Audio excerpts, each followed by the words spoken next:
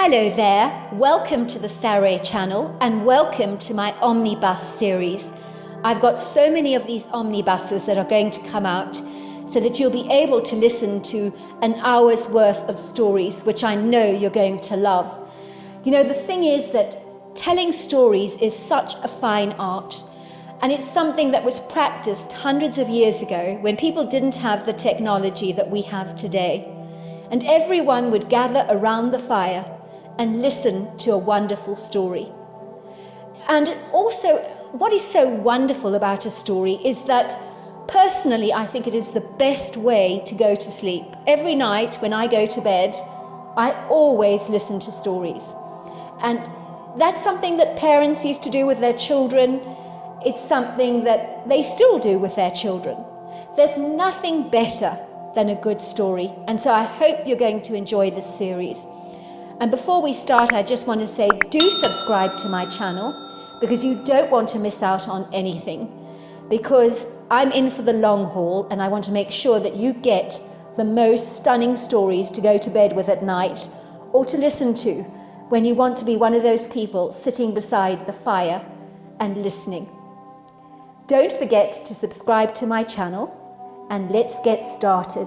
I hope you're going to enjoy the omnibus. Dear Sarah, and all your lovely listeners, Izzy cannot believe she's doing this, but sometimes a girl's got to do what a girl's got to do. And even though it's illegal, Izzy cannot afford to make any mistakes, nor can she allow herself to get caught. She is certain her hunch is right, and she needs to know. Why did she have to see Adam Applegate at the convenience store the other day? If she hadn't encountered him, she wouldn't be doing this. But now she cannot stop herself. She has blown all caution to the wind and washed away all her common sense, so the dregs of her rational thinking have gone down the drain with the dirty bathwater. Normal people do not behave like this, but Izzy is beyond caring about what is considered reasonable law-abiding behaviour. She has to know. Her heart is pounding violently in her chest, and she can feel that her fingers have become quite sweaty, even though it is a cool spring morning, with a pronounced nip in the air. The prepossessing, unassuming street is situated in a very quiet, green, leafy neighbourhood in the bluegrass state of Kentucky, and the saucer magnolias and dogwoods are ablaze with spectacular blossoms. Izzy would be appreciating the beauty of spring if her mind were not so dogmatically distracted by her intense focus on Adam Applegate's property.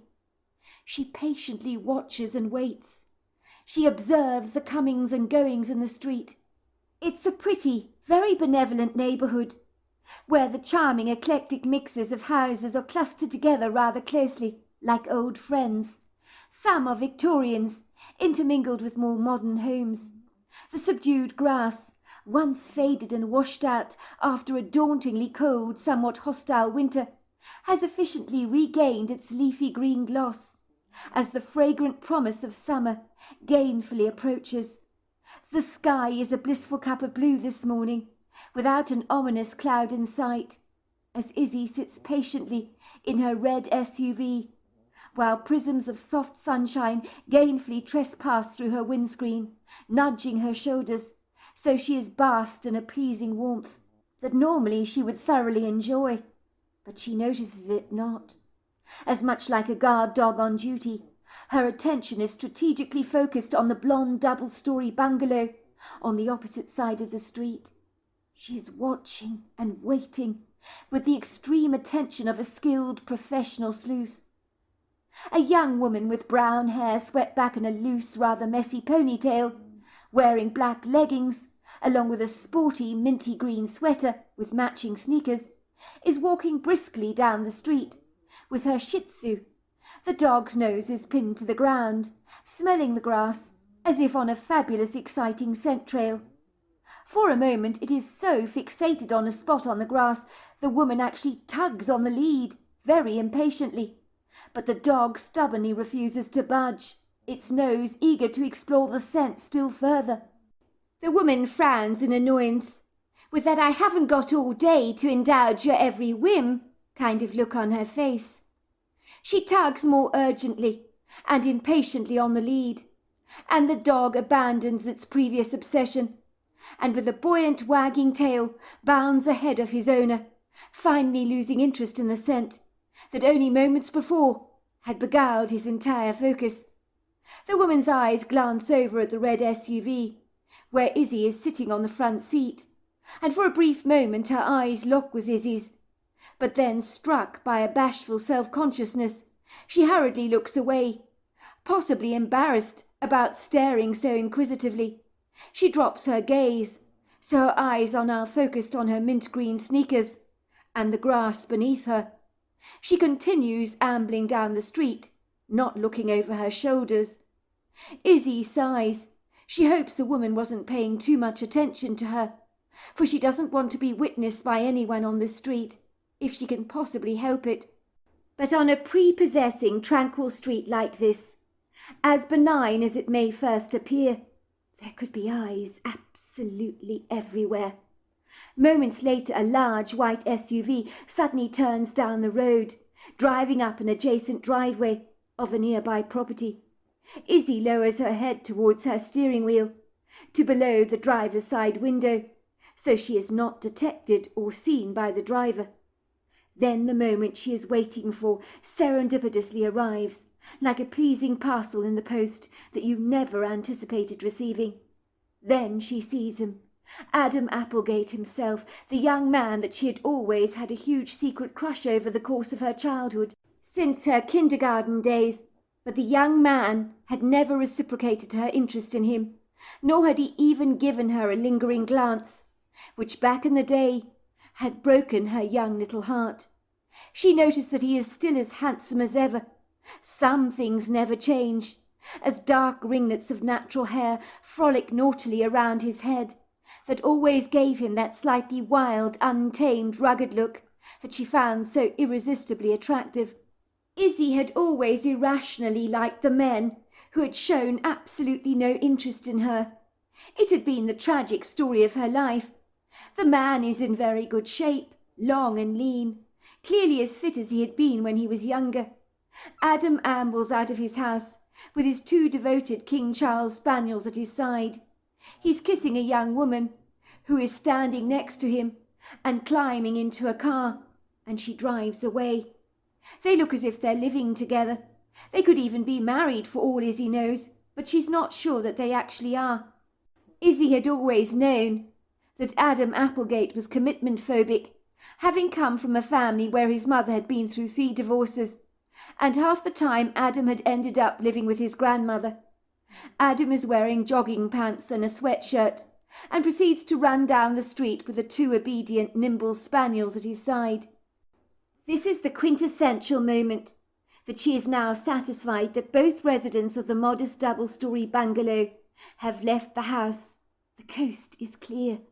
She's reasonably certain no one else will be on the premises, so she pulls her hoodie discreetly over her head, opens her car door, scans the street up and down to the left and right, and seeing that there isn't a soul in sight, she closes her car door behind her very silently and runs over to the double-story bungalow on the opposite side of the street that had once belonged to Adam Applegate's grandmother.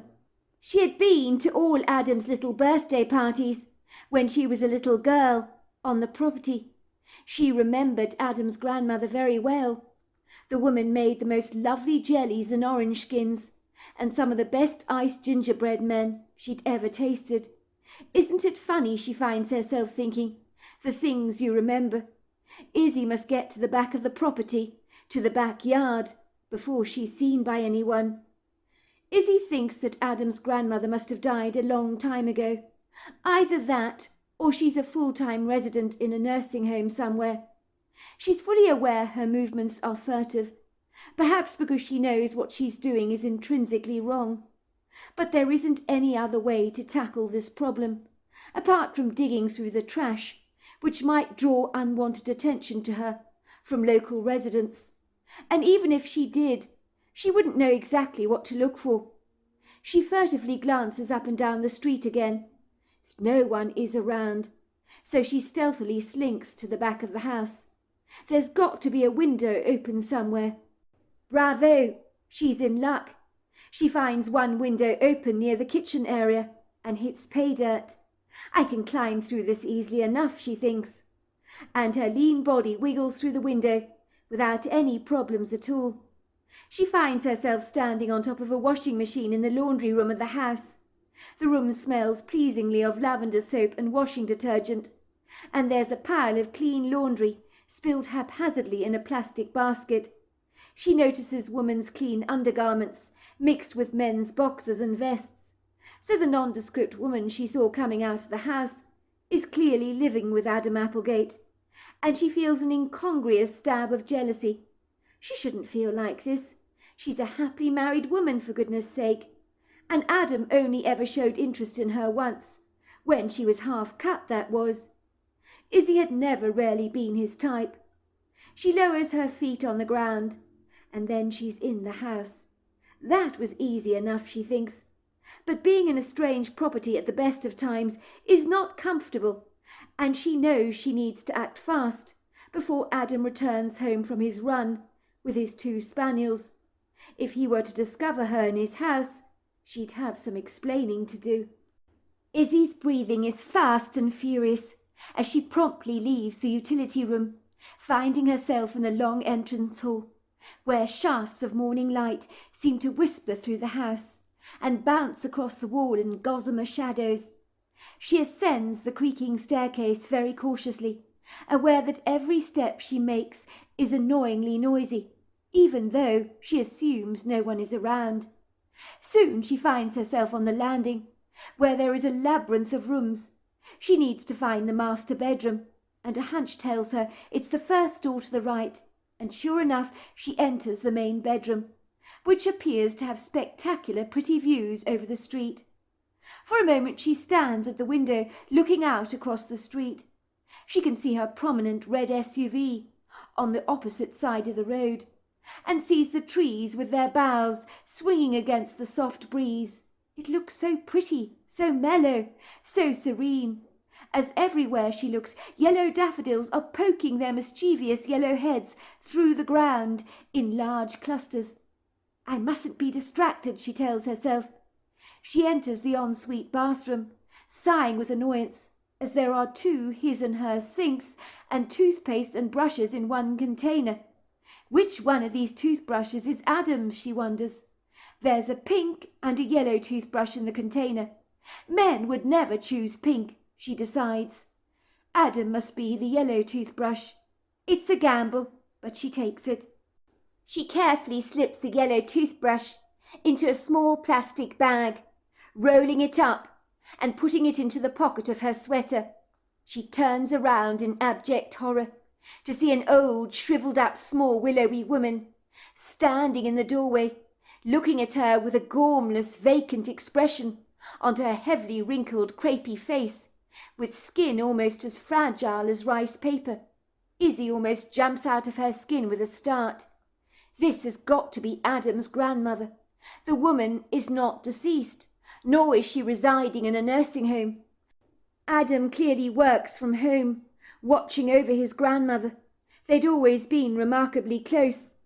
Izzy recognises the pale blue piercing eyes and the wild untamed grey hair that looks like a dandelion that has turned to seed. She was so certain that there was no one in the house.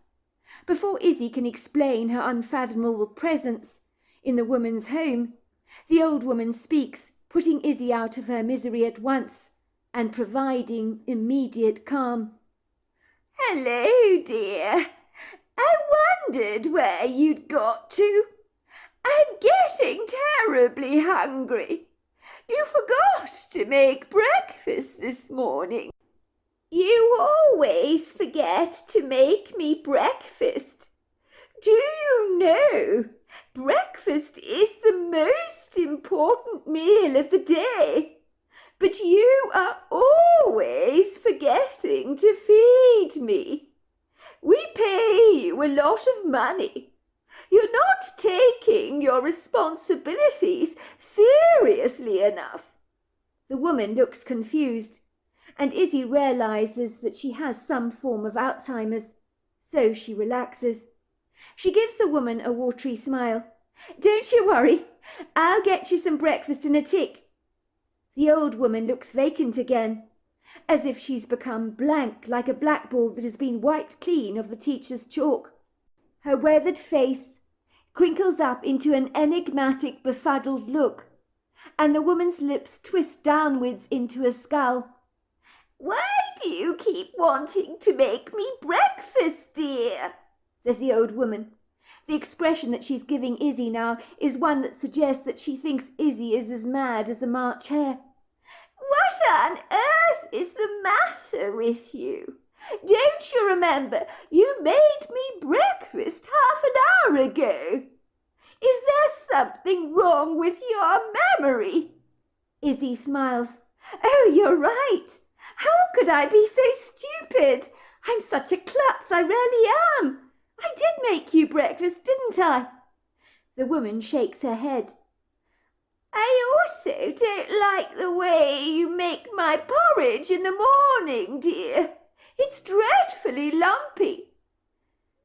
If Adam knew you were making my porridge like this, he wouldn't be happy at all."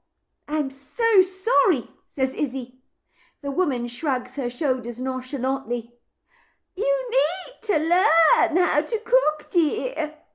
What the woman does next rarely surprises Izzy. She pulls out her dentures from her mouth, handing them over to Izzy, giving her a gummy grin. Izzy is holding the dentures in her hand. She feels the bile rising up in the back of her throat as she fingers these revolting dentures. It reminds her of why she had never become a nurse. "Be a dear, will you?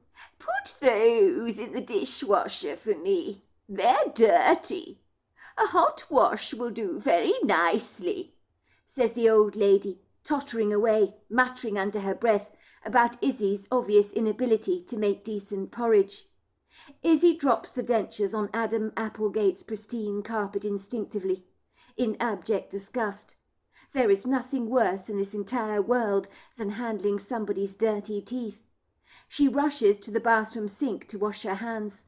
"I need to get out of here now," she thinks. Adam could be back in any moment.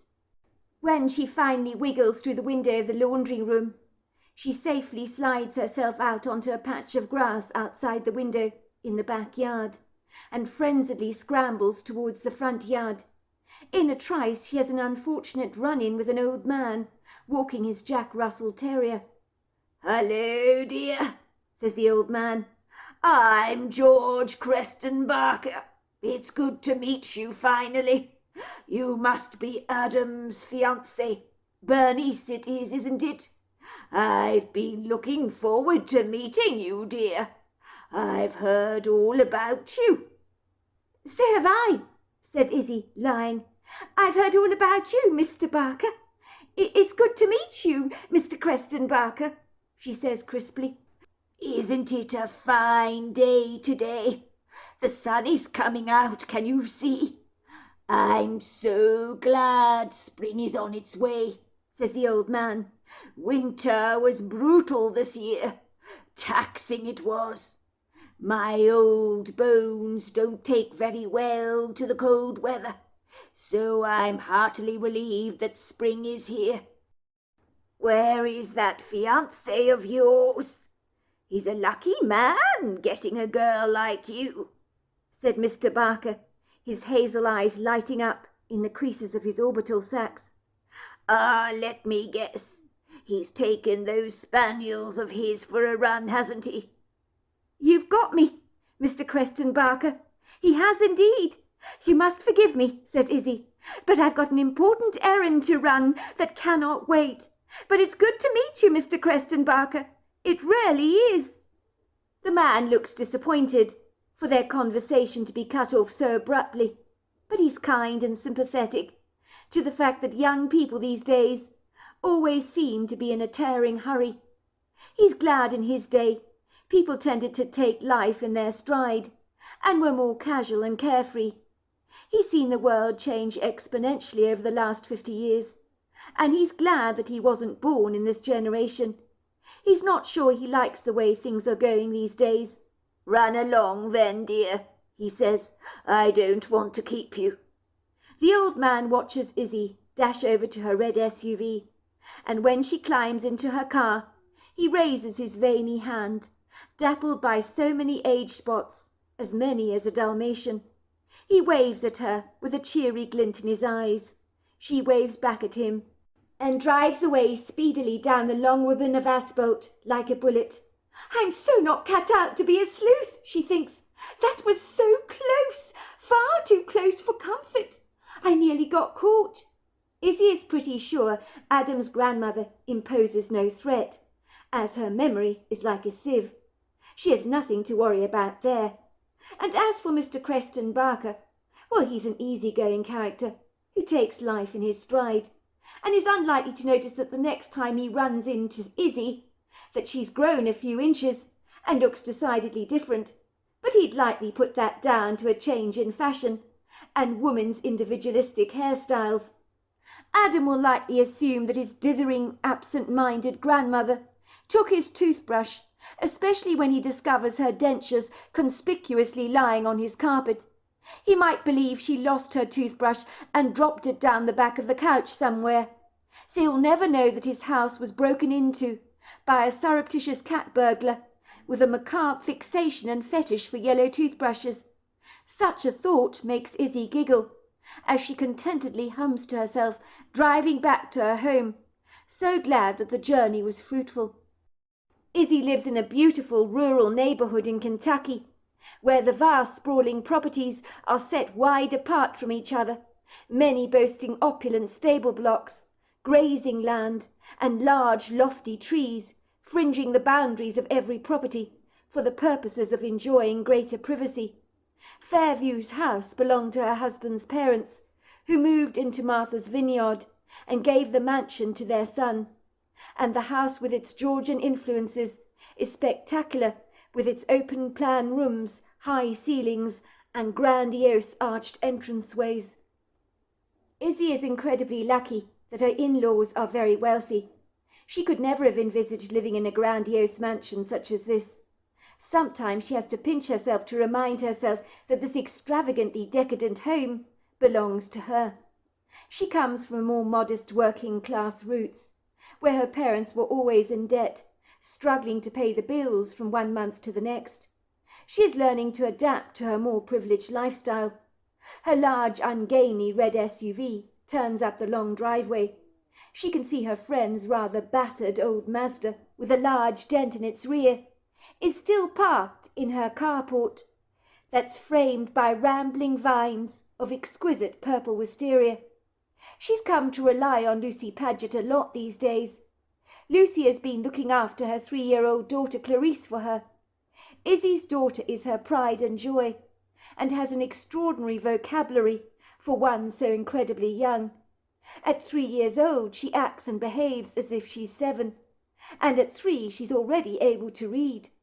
The doctors describe her as having the genes of a genius, so there is no doubt her child is going to breeze through school and bypass several grades. She suddenly remembers the lie she told Lucy. She needed to pick up some groceries at the store, that's what she told her, and now she's returned home empty-handed. But it's too late. She's back now. She'll tell Lucy she's left her wallet at home, and so will order the groceries online. That will be a good excuse. When she enters the house, she sighs with relief. Lucy is nowhere to be seen. She's obviously taken 3-year-old Clarice on her stroller for a walk in the woodgrove. Once Izzy has entered her house, she hurriedly runs down the marbled foyer, up the grandiose wrought-iron staircase to her bedroom.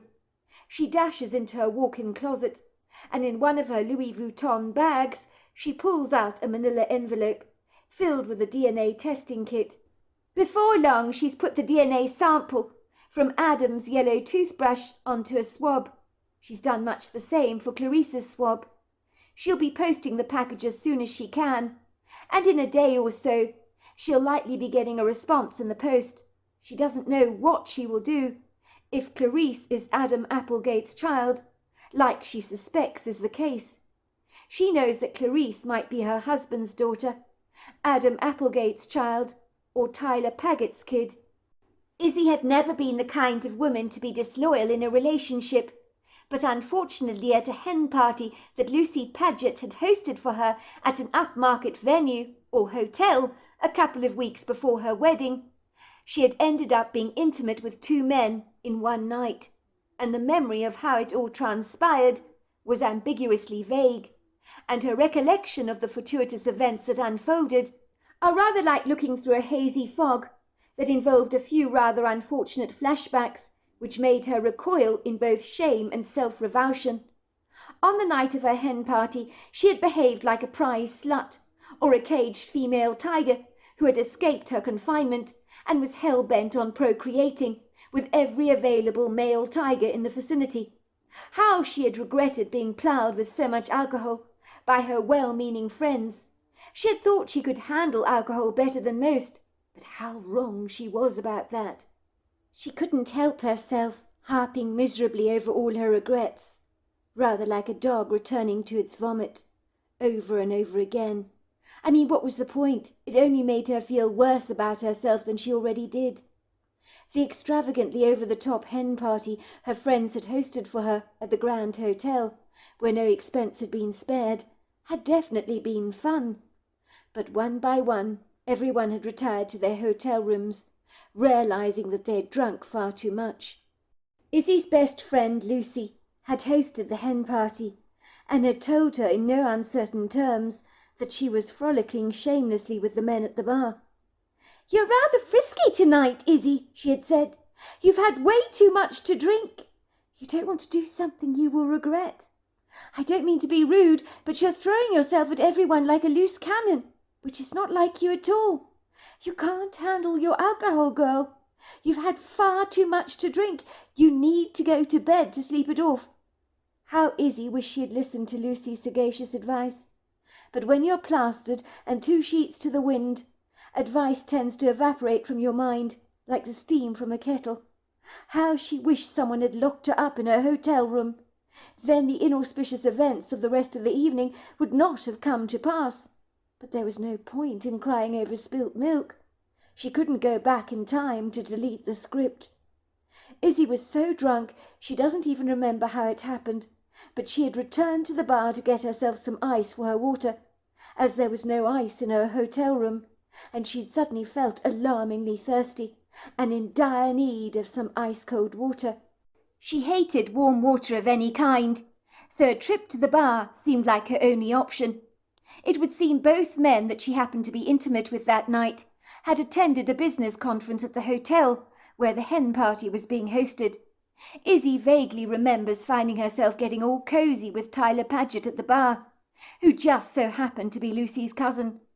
On seeing her at the bar, he'd given her a huge smile, insisting on buying her a nightcap before she returned to bed, which in her condition was the last thing she actually needed. But at the time, another drink had seemed like rather a good idea. She barely remembers waking up in Tyler's hotel suite in the middle of the night, tucked up next to the man, her clothes lying across the floor in a faint memory of messy puddles. She was horrified about what she had done. She had dressed awkwardly, putting on her dress inside out, and clandestinely slipped out of his hotel suite, and then had bumped into Adam Applegate of all people in the passageway. She'd been trying to find her way back to her own hotel suite, and had been rather confused and disorientated. Adam had kindly offered to help her find her way back to her room, because she was so incredibly drunk. But then she had thrown herself at Adam, and one thing had led to another, and she had found herself waking up in Adam Applegate's suite of all things. It had been so embarrassing, and the self-disgust she felt was palpable. But Adam had also felt extremely embarrassed about the whole thing, about their moment of impropriety.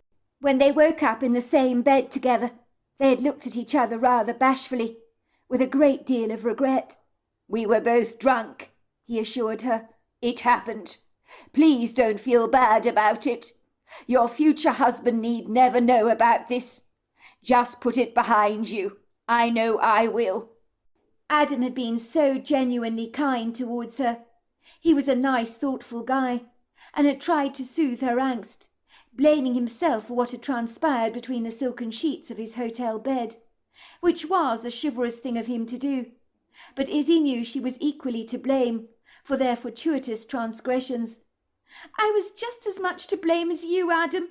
I'm sorry for what happened. We were both drunk." "But I should have been more of a gentleman and taken you straight back to your suite." "But it wasn't your fault, Adam," Izzy insisted. "I threw myself at you. I always liked you since kindergarten. I couldn't help myself. But you're right. We do have to put this behind us. Forget it ever happened, because if my fiancé finds out what I've done, he'll call the wedding off." "Don't you worry," Adam assured her. "I won't breathe a word about this to anyone. It's our secret." The problem is that sometimes, even years later, the secrets you bury away in your closet, among the other skeletons, can sometimes come out in the light of day, when you're trying your best to keep them all buried. Izzy had been revolted with herself. How could she have behaved like this, even though she'd fancied Adam Applegate all her life? This was no way to conduct herself. She was engaged to be married to her betrothed, and was behaving like a craved fan, throwing her undies at a pop star. She suspected that if any of her girlfriends at the hen party had any knowledge of her nocturnal activities on the night of her hen party, they too would have been appalled. Izzy had been brought up to be a woman with self-respect and dignity, but a week before she was due to marry Chuck Easterman, she had blown all her inhibitions away in the wind and abandoned her self-respect. Her father had always warned her growing up, "Don't ever drink too much, my love. One day you might end up doing things you regret, that you can never, ever take back." Why had she not listened to her father, a wizened soul who knew what he was talking about? Her father's warning words made her wonder if he too had some secrets he had buried away like a squirrel with its acorns, due to the unfortunate effects of alcohol on the human body. If he did, she didn't want to know about them. It was tough enough wrestling with her own demons. Izzy was in no uncertain doubt that if Chuck knew what she'd done on her hen night, he'd likely never forgive her for her brazen infidelity, and she couldn't blame him for that.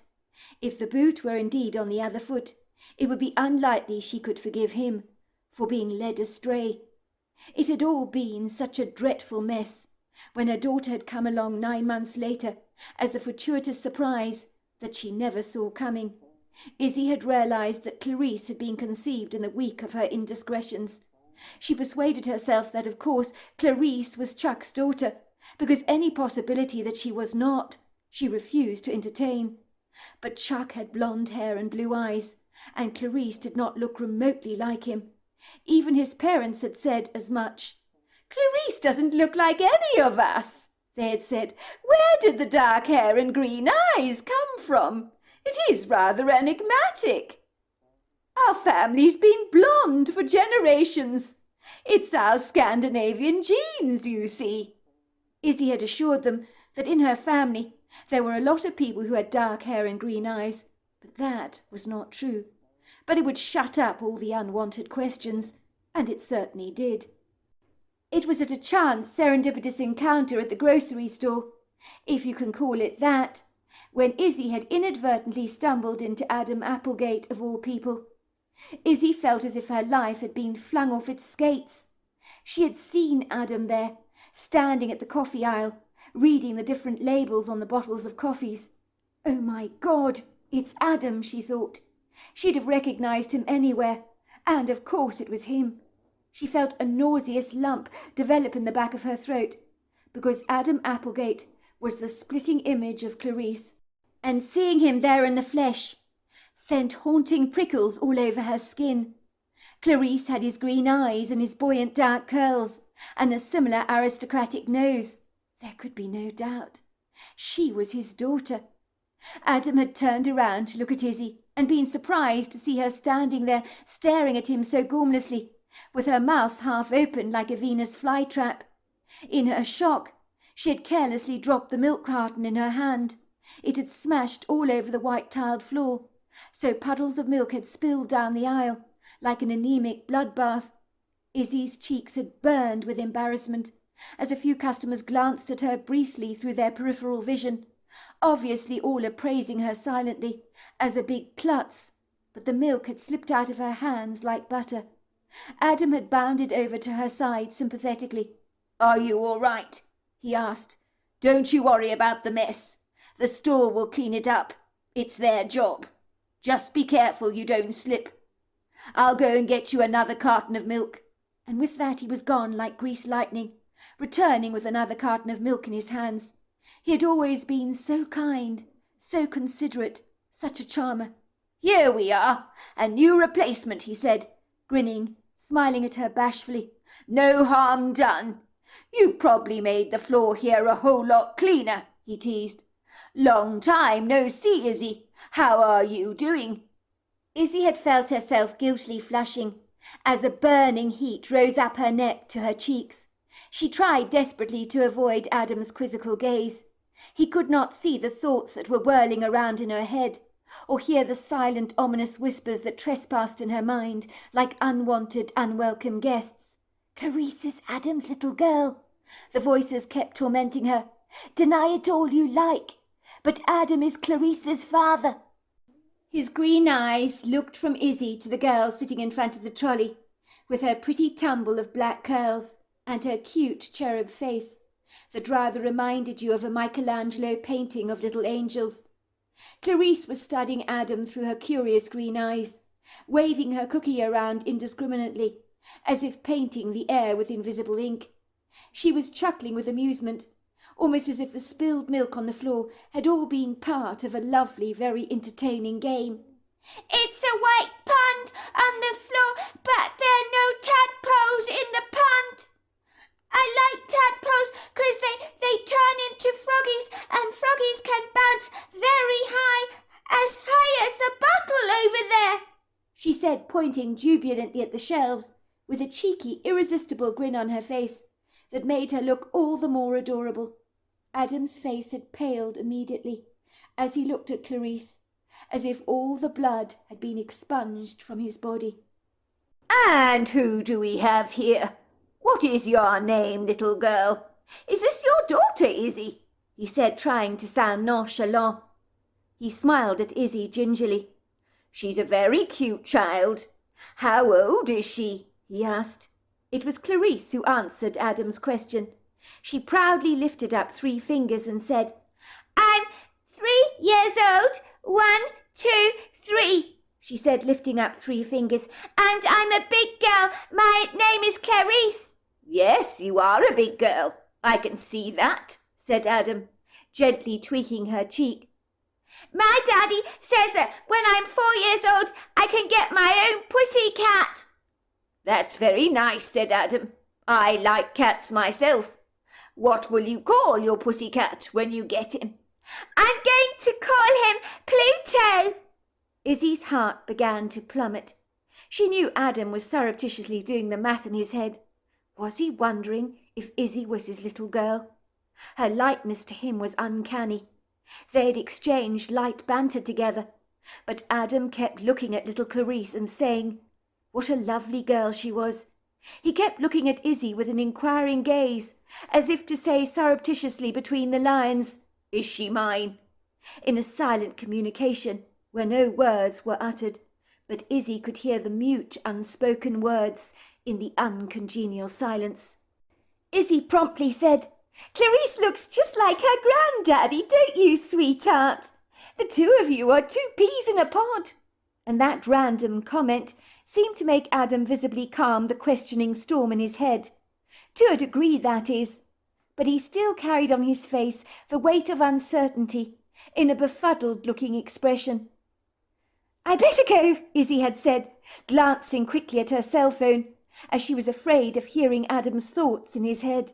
"Oh, goodness gracious me! Is that the time? I'm running so late! I need to pay for these goods and get back as soon as I can." "I won't keep you if that is the case," said Adam, stepping away chivalrously to let Izzy get past with her trolley. She gave him a watery smile. "It's so good to see you, Adam. It's been a long time. Keep well." "Likewise," said Adam. "It's very good to see you, Izzy.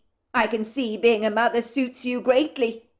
And you've got a lovely little daughter here," he said, waving his hand at little Clarice and making cute faces at her. "Goodbye," said Clarice, waving her cookie at Adam and giggling at the funny faces he had pulled at her. Adam stood there in the coffee aisle very still, watching Izzy soberly as she hurriedly walked over to the supermarket aisle with a fraction of the goods she had intended to buy. Her legs felt like jelly beneath her. It would seem the crumpled shopping list in her hand felt like a mountain to climb now. She'd do the main shopping another day. Seeing Adam had left her feeling as flustered as a pigeon that had been caught up in the cat's jaws and was recuperating with the shock of still being alive after that earth-shattering ordeal. She could feel Adam's penetrating gaze burning into the back of her skull, and her heart began pounding in her chest as she quickly made her way to the checkout. "I think you should go before me," said a kind old dear in the supermarket queue. "If you don't mind my saying, you look desperately pale, my dear. Are you sure you're all right?" "I do feel a bit faint," Izzy admitted. "In that case, I insist you go before me in the queue," said the kind woman. Izzy paid for her groceries, staggering out of the automatic glass doors of the supermarket with her trolley, so grateful to receive the fresh air in the parking lot. She took gulps of air, with the desperate gasps of someone who's been deprived of oxygen for an extended period of time. She had come close to having a panic attack. She could see Adam Applegate in the parking lot waving at her as he climbed into a red Range Rover and steadily drove away. She had noticed Adam hurriedly leaving the store without a grocery bag in his hand, which she thought was very strange. Was he privately wondering if Clarice was his little girl? She was certainly thinking of nothing else. Her daughter was the splitting image of Adam Applegate. "Calm down," she told herself. "Get a grip, girl." "Mammy," said little Clarice, who was still sitting in front of the trolley and waving her arms around.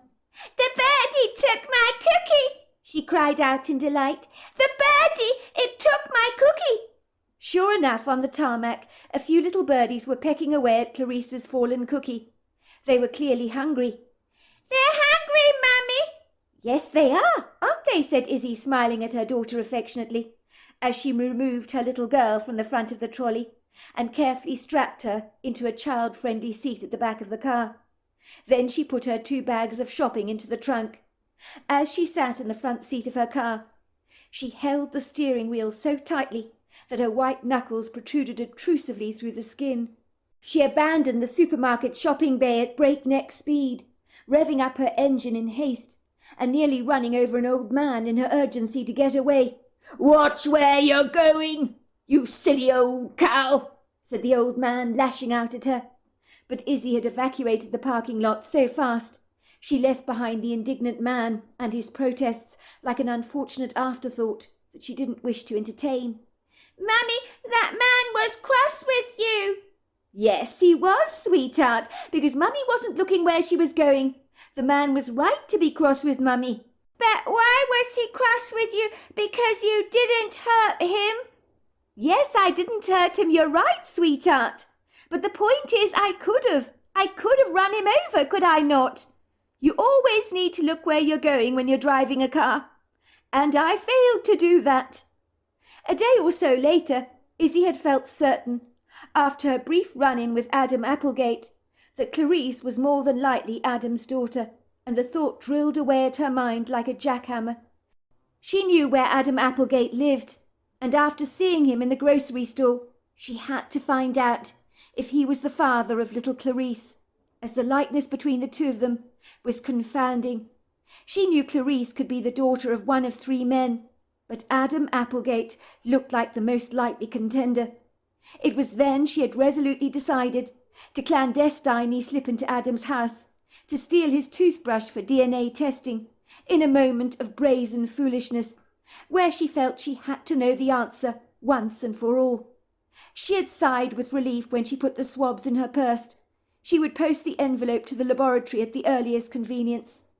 A short while after she had returned home, after having slipped into Adam's house like a furtive cat burglar, She heard the familiar rolling sound of the backsliding glass doors of the wraparound porch open, and Lucy Paget emerged through the door, wheeling in little Clarice on the stroller, whose face as usual was a picture of unbridled enthusiasm and satisfied contentment.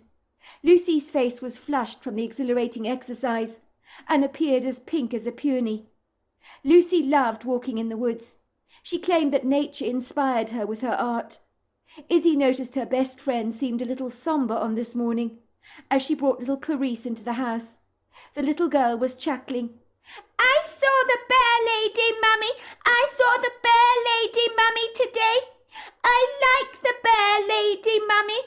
The bear lady likes me too. She's nice, Mummy. She's clever and she's got lots and lots of hair and she's very big."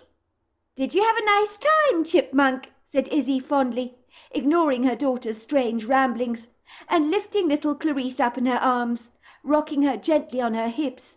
"I told you, Mummy. Why don't you listen?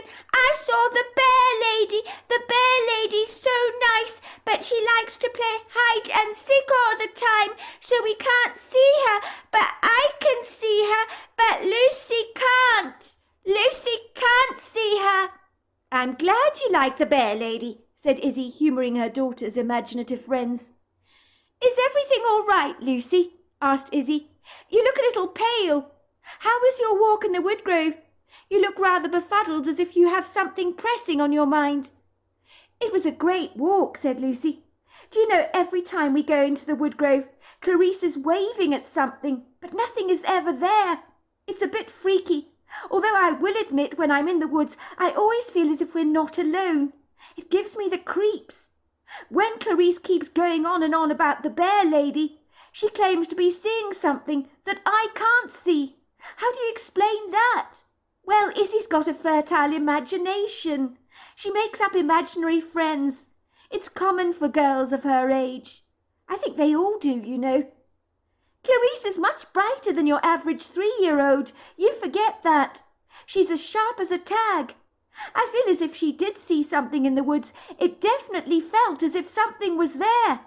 It felt as if something substantial in size was watching us. It certainly gave me the chills, I'll tell you that." "Well, I wouldn't worry about it if I were you, Lucy. My bet is little Clarice is feeding your imagination. She does it to me sometimes, you know. Or it could have been a black bear loitering around. We've had bears in these woods before, you know. They like to forage for berries. But if you worry, take some bear spray with you when you go for a walk next time. But black bears, they tend to keep away from human beings. They're more scared of us than we are of them. The main thing is to remember is not to startle them, and don't go near a mother bear with babies. And given it's spring, you need to be watchful of that, because there's nothing more frightening than an angry mother bear." "I hadn't thought of that. They'd have come out of hibernation, wouldn't they? You make a good point," said Lucy. "I didn't see anything in the woods, though, but I did feel as if we were being watched. So next time I will take bear spray with me. But on another note, Izzy, we need to talk," said Lucy rather brusquely. "And I'm not entirely sure you're going to like what I have to say, but say it I will." "That sounds ominous," said Izzy, her heart beginning to flap in her chest. She had a discomposing feeling that Lucy was going to tell her that she no longer wanted to look after little Clarice, and Izzy did not know how she would manage without Lucy's help. Lucy was her very best friend, and of late had become an invaluable au pair. The two had been inseparable at Arts College, where they were both students at the Academy of Art Design, where they'd shared an apartment together with 5 other students. Lucy was a great artist and wanted to paint for a living, but at the moment she was not well known in the right circles. But it was only a matter of time before her work got noticed by someone who recognised the high quality of her work. By all accounts, money for Lucy was in short supply, and only occasionally had she managed to sell some of her artwork online. She still lived with her parents, as she couldn't afford to rent her own apartment. She had turned her parents' garage into an illustrious art studio, and Izzy had been blown away by the masterpieces she appeared to be producing. Lucy had developed a unique style of her own, with much layering and interesting marking on the work. that set her apart from other artists. She had the kind of parents who were devoted to her and had great faith in her talent as an aspiring artist, and they were helping her financially. Izzy's mother always told her daughter that although money was a prerequisite in our lives, that without following our passions, life was almost redundant. So she wanted her daughter to follow her heart in everything she did. Izzy was paying Lucy handsomely as a childminder for Clarice, as every bit helps when you're living hand to mouth. Was Lucy about to tell Izzy she no longer wanted to look after Clarice for her? At the moment, Izzy was doing graphic design work for a company that was printing unique fabrics.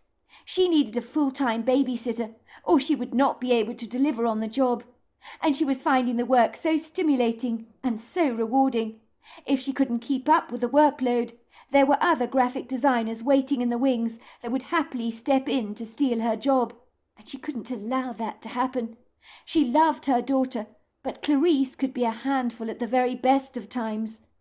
"I tell you what I'll do, I'll put Clarice in her playpen outside in the yard, under the old oak tree. We can watch her from the kitchen," said Lucy, "and then we'll talk." She lifted up Clarice in her arms. "Good idea. I'll make some coffee, shall I?" said Izzy. "Sounds great. 2 sugars for me. You usually make my coffee a tad too sweet." Before long, the 2 girls were sitting at the kitchen breakfast nook, drinking coffee together. The kitchen overlooked the yard, so they could see Clarice in her playpen under the tree, happily playing with her building blocks and her 2 dollies. "I saw my cousin Tyler yesterday," said Lucy, biting her lip awkwardly. "Remember you met him at the hen party? I've not seen Tyler for ages. He's been working in Canada, so it's been a while since we've been together. Remember he was at that business conference when we were staying at the hotel on your hen night? He remembers the evening very well."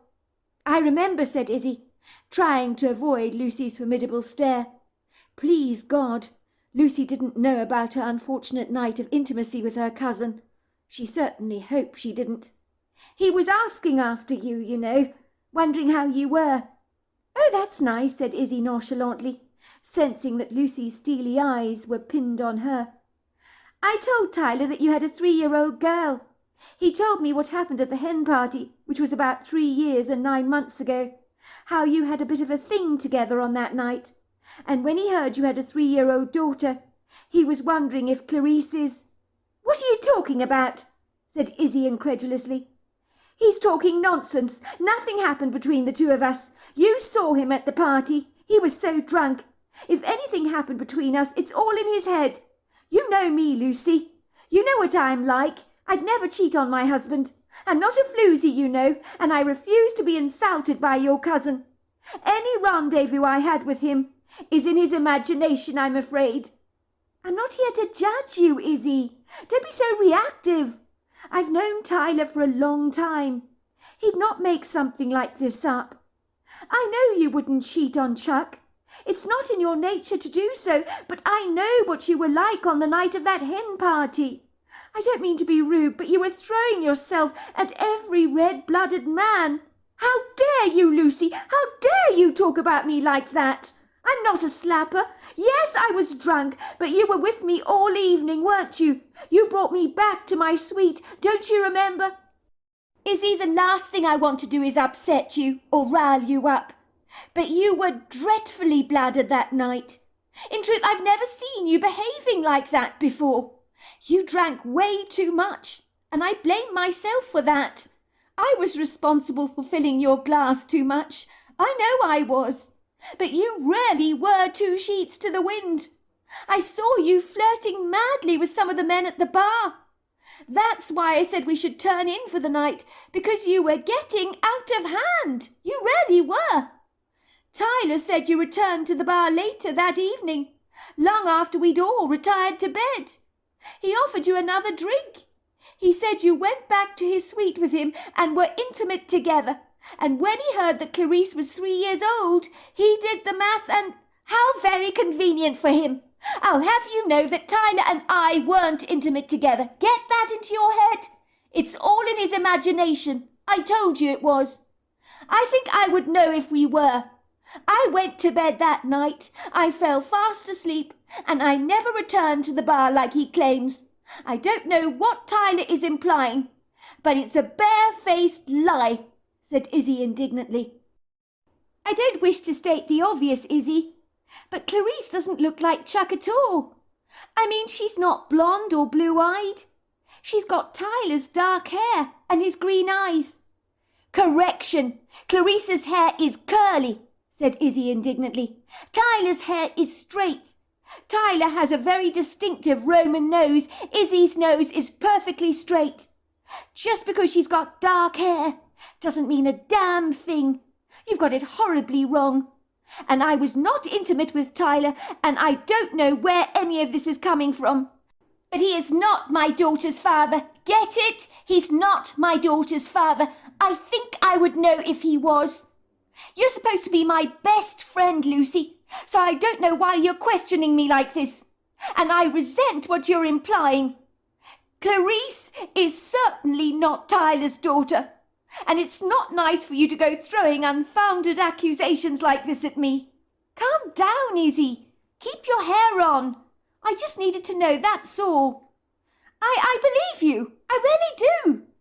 Well, you've heard it from the horse's mouth now, haven't you? I've told you. And I've told you Tyler and I were not together on that night. So nothing happened between us. Get it? Yes, I get it. I get it. Calm down. Relax. Good. I need to go back to my work now. And just so you know, don't you go discussing this with anyone. Do you understand? Of course I understand, Izzy. I had to ask, that's all. As you say, Tyler was drunk that night. I know he's fancied you for years, so he probably imagined your night of passion. As you said, it was lightly in his head. Of course he imagined it. I've known your cousin for years, Lucy, and I assure you there has never been a spark between us.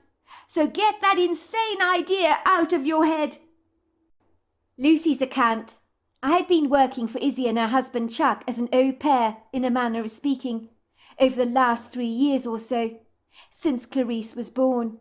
I was visibly shocked and rather confounded that Izzy would actually call her daughter Clarice, after that movie Silence of the Lambs was released on our airways, where the unsavoury, creepy character of Hannibal Lecter was played by Anthony Hopkins.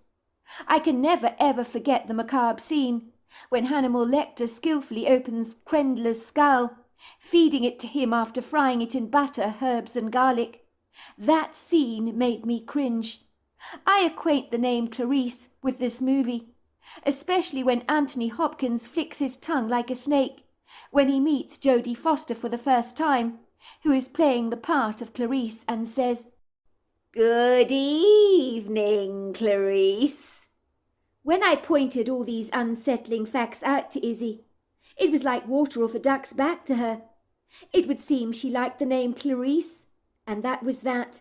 So who was I to argue with that? I was thrilled to take care of little Clarice. She's an adorable, highly intelligent child, and Izzy has not got much patience with kids. I think she says she likes children in small doses, but she enjoys adult company and conversation a lot more.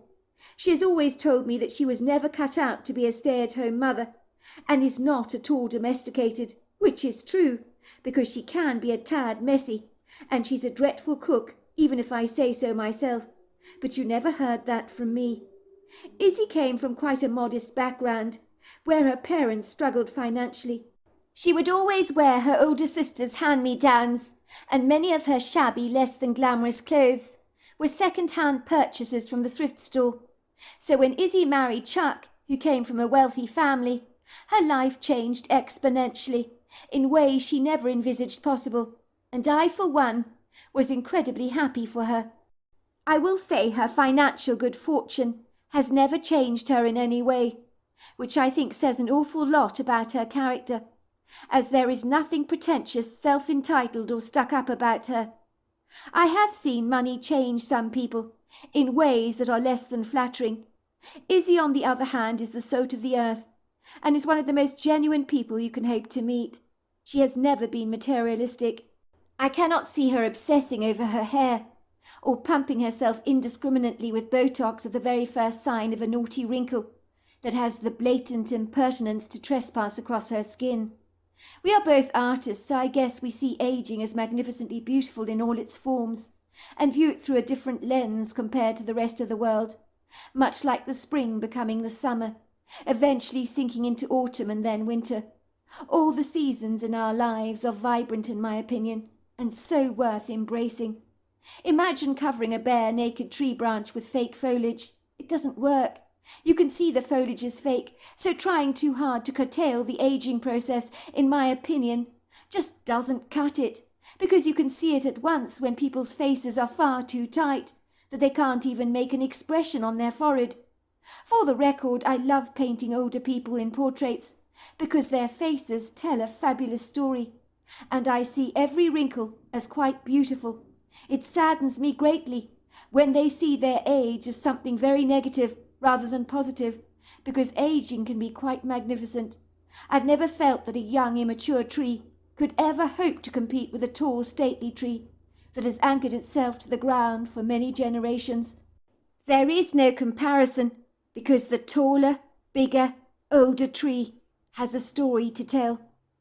When Izzy moved into her husband's parents' old home, which is more like a mansion if I'm being perfectly honest, I thought it was an exquisite part of the world to raise a kid. I would love to have grown up in an area like this that smells of hay, manure and leather tack. Better still, the woodgroves around here smell woody, earthy and herbal. So what is there not to like about these sensory experiences? And as an artist, I certainly appreciate them all. Izzy's family mansion is a sprawling white building that looks incredibly elegant with its gingerbread trim, large windows and arched doorways. It's where Chuck grew up as a boy, I believe, with his younger sister Laurie, who now lives in sunny California, surrounded by a plethora of orange trees, I'm told. And surprise, surprise, her sister has not had a cold in many years. I think Chuck is very attached to his old family home, and I can see why, because it's sumptuously cosy and well appointed, and luckily it's not too pretentious. The mansion is not far away from the local town, but is in the heart of the Kentucky countryside, and you do feel as if you're in the middle of nowhere at times, which I think is part of the attraction. It would seem a lot of the generous properties in this part of the world are like that, many boasting stable blocks, barns and sprawling acres of verdant pasture. And there are extensively vast wooded areas in these parts, ideal for exploring with by horseback, mountain bikes, dirt bikes, ATV, or even on foot. When I started looking after little Clarice, from when she was a baby, I'd take her for a walk in her stroller in the woodgrove regularly, and the little girl found it a sensory experience of note. Her face would light up like a Christmas tree when she observed the pretty sun dancing through the trees, casting gossamer shadows over the ferns and forest foliage, or if she saw an acrobatic squirrel nimbly bounding across a branch, staring at us with mischievous brown eyes. Every morning when I arrived at Izzy's house, I'd get on with my job as an au pair for little Clarice, while Izzy got on with her job, which demanded a lot of her time and attention, and Izzy is incredibly focused. She'd spend most of the morning in her office working on graphic designs for a company, and sometimes I might not see her until lunch.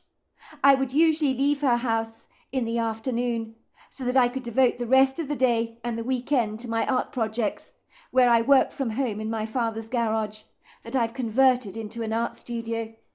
I am incredibly lucky to have parents who believe in my skill as an artist, and who have supported my passion from since I was very young. Ever since I've been working as an au pair for Izzy, I've been taking little Clarice into the woodgrove for regular walks. And whenever we walk into the woods, I always believe that we are not alone, as if something is watching us. But I kept telling myself I had to be imagining this, because nothing was ever there. You really do think you must be going crazy. So I guess I got used to the feeling of being watched, because I persuaded myself it was all in my head. And besides, if I was being watched, the eye staring at me must belong to a squirrel, a bird, or even a deer that is clandestinely hiding in the brush.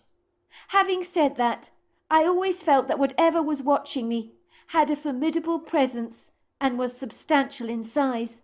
But then again, I told myself it was all in my imagination. It was on a routine, standard Monday morning, when I arrived at the house and was greeted by Izzy saying to me, "Thank goodness you're here! I've got to go, Lucy. What took you so long?" I wondered what the fuss was about. I was punctual at the house. I wasn't remotely late, so I felt quite put out, as if I'd done something wrong. Izzy virtually pushed me into the house with a forceful thrust. She looked flustered and unpolished as she began to bolt out of the door at the speed of a March hare. "Where are you going?" I called after her, wondering what she was in such a rush for. She told me something about dashing to the supermarket. I've never known Izzy to be frantic about a grocery shop before, especially so early in the morning. It did seem a little preposterous for someone who was happy to leave all kinds of domestic chores on the back burner for as long as possible.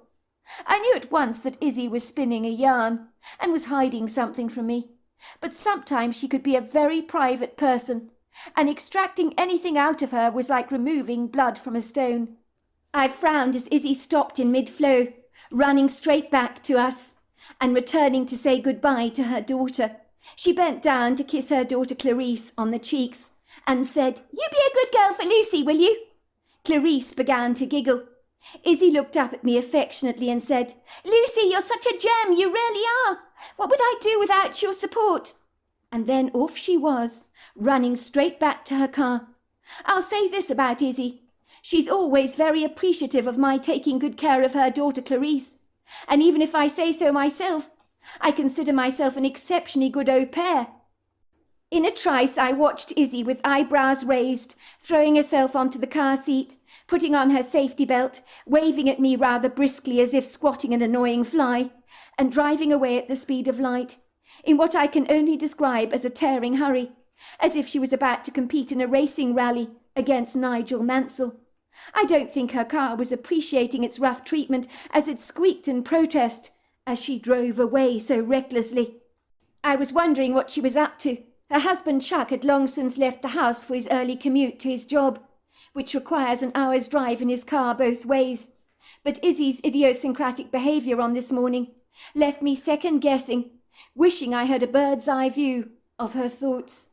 After giving little Clarice some breakfast, where she seemed to grubbily get the chocolate pear all over her mouth and her hands, she was grinning up at me with chocolate stains crusting around her cute little lips, which I wiped away with a warm cloth. Much like her mother, little Clarice was not a tidy child. "We're going for a walk in the grove," I told her, and she chuckled up at me, waving her hands around. "Walk! I want to see the bear lady! I want to go for a walk! I can't believe we're going for a walk!" "Yes, we are," I told her. I put her in her stroller, and we went for a walk in the woodgrove on Izzy's property, where there's a creek and an abundance of trees, and a plethora of indigenous wildlife. The ground is quite tricky to navigate here, because it's not exactly flat, but with the undulating dips and rises in the grove, it always makes our trips into the heart of the trees very fun. I hasten to say, Clarice loves the jolting bumps of the stroller as I roll it down the earthen trails. I think to her it's like taking a ride at the fairground on a carousel, or being on a bouncy castle of sorts. Chuck changed the wheels on the stroller to some robust wheels a few weeks ago that made the walks into the grove quite effortless and easy. Unfortunately, the old wheels were useless, and on one occasion actually came off the stroller in the middle of the woods. I had to leave the stroller in the woods and carry Clarice back home myself, because her legs grew tired and weary from walking on her tiny feet. I hasten to say, when Chuck went into the woodgrove to retrieve the stroller, he asked me why I'd put it in a tree. "I looked for it everywhere. Is this some kind of warped joke of yours? Because if it is, I don't find it very funny, Lucy," he told me. "But I wouldn't do something like that, Chuck," I assured him, and he gave me a funny look, as if he didn't believe me. "I found it hanging upside down in a tree, at about 8 foot off the ground. How do you explain that to me?" "I can't explain it. It is very odd. I don't know who could have put it there, but I promise you it wasn't me." "Do you think I look stupid, Lucy? You think this is funny, don't you? Just for the record, Lucy, just so that you know, I don't appreciate your humour, and I know it was you who left the stroller in the tree." I just said nothing. I couldn't explain it, so I didn't. I've learnt in life that some things cannot be explained, so you just have to accept them. Clarice is a spirited, effervescent 3-year-old girl, and gets excited by everything she sees, and stares at everything appreciatively through her wide green eyes. And this morning, while Izzy was on some secret mission, she was having a whale of a time, even if I say so myself. It's difficult not to enjoy yourself with Clarice. She's an intelligent, very responsive little girl, for one so young. It was a beautiful spring morning, and boy was I glad that the cold days of winter were finally behind us. I've never been good with cold weather, but I also hate it when the weather gets too hot. I've never enjoyed extremes of any kind. A gentle breeze was blowing against my skin as we entered the grove. Some of the dogwoods, black oaks, beeches, maples and red ash trees were in blossom, and a tangle of primroses climbed around the branches and bushes, and they were ablaze with ethereal open blooms that were being industriously attended to by pollinating bees and pretty butterflies. Every time little Clarice would see a butterfly, she would squirm with delight, calling the butterflies fairies. "Look, Lucy, there's a fairy over there, a blue fairy and a yellow fairy with black dots on its wings." I could hear the birds trilling in the trees, and whenever I entered the wooded sanctuary, my mind was able to relax, and this morning I was certainly enjoying the blissful warmth of the sunshine that had clandestinely managed to trickle through the branches of the trees, warming up my neck and my shoulders. When I'm in the woods, I find it inspirational for all my art, because nature has a way of bringing out one's creativity. Since my visits in the grove, my art has been much more vivid, my colours far more vibrant. On this morning, once again, I was filled with an overwhelming sense of dread that we were not alone. But this time the feeling was far more pronounced than ever before. I was certain that something or someone was watching us. My heart began to pound violently in my chest. As we walked down the country trails, Clarice started to squeak with delight, screaming out, "Bear lady! Bear lady! It's the bear lady!" For a moment a shadowy being passed us so fast, but with the sun in my eyes, I was squinting so much I could barely see very well. But I did see something, like a gargantuan big blob of black. Whatever it was so ambiguously vague, so obscure, but I was in no doubt it was tall and almost human-looking. I was sure of that, and it had been staring at us. I removed myself from the blinding patch of sunlight I was standing in, and observed a dark, shadowy being slipping furtively through the trees. And I found myself thinking, what in God's name is that? Whatever I had seen caused my skin to prickle. But Clarice was excited about what she had seen and said, "It's the bear lady! It's the bear lady!" For a brief moment a shadowy being passed us so fast, but with the sun in my eyes I was squinting. But I knew I'd seen something. Clarice was so excited about what we'd seen, bubbling over with enthusiasm, and talking as if the big blob of black that passed us by was a good friend of hers. Children, in my experience, can say the strangest, most idiosyncratic things at times, and Clarice was no exception to that rule. But I knew we had seen something quite substantial in size, and whatever it was, I did not believe it was a bear for a moment, but it's amazing what you will do to persuade yourself otherwise. I hasten to say that I was gripped with terror, my heart swinging around in my chest like a carousel at a fair, and the skin above my lip was sweating in trepidation, for observing even a faint impression of something titanic in size, covered in tenebrific hair, is enough to leave one feeling faint with apprehension. I bolted at breakneck speed through the woods, pushing the stroller over the bumpy earthen trails as fast as I could. My breathing was furiously ragged. Clarice was saying she wanted to see the bear lady. Why did we have to leave the grove? "I wanted to talk to the bear lady. Her name is Cosie." I couldn't believe that Clarice had made up a name for such an ambiguous entity that we had just observed in the woods, albeit ever so briefly, and as far as I was concerned, I had seen way too much to put me off venturing into the woodgrove ever again. When I reached the house, I was heartily relieved to see that Izzy was back from her mysterious adventure in her red SUV, which was parked next to my car in the carport. I noticed she hadn't been shopping as I had suspected. When I asked her where her groceries were, she looked at me evasively, with a shifty expression on her face, and said unabashedly, "Would you believe it? I left my wallet at home. How silly of me!" I knew Izzy was duplicitously hiding something from me, but I overlooked it, as I had something pressing on my mind that I needed to address with her, and I was trying to think of the gentlest way to broach the subject, without her reacting adversely to what I had to say. By all accounts, Izzy was not remotely happy to know that I'd found out a dark secret that she had kept from me.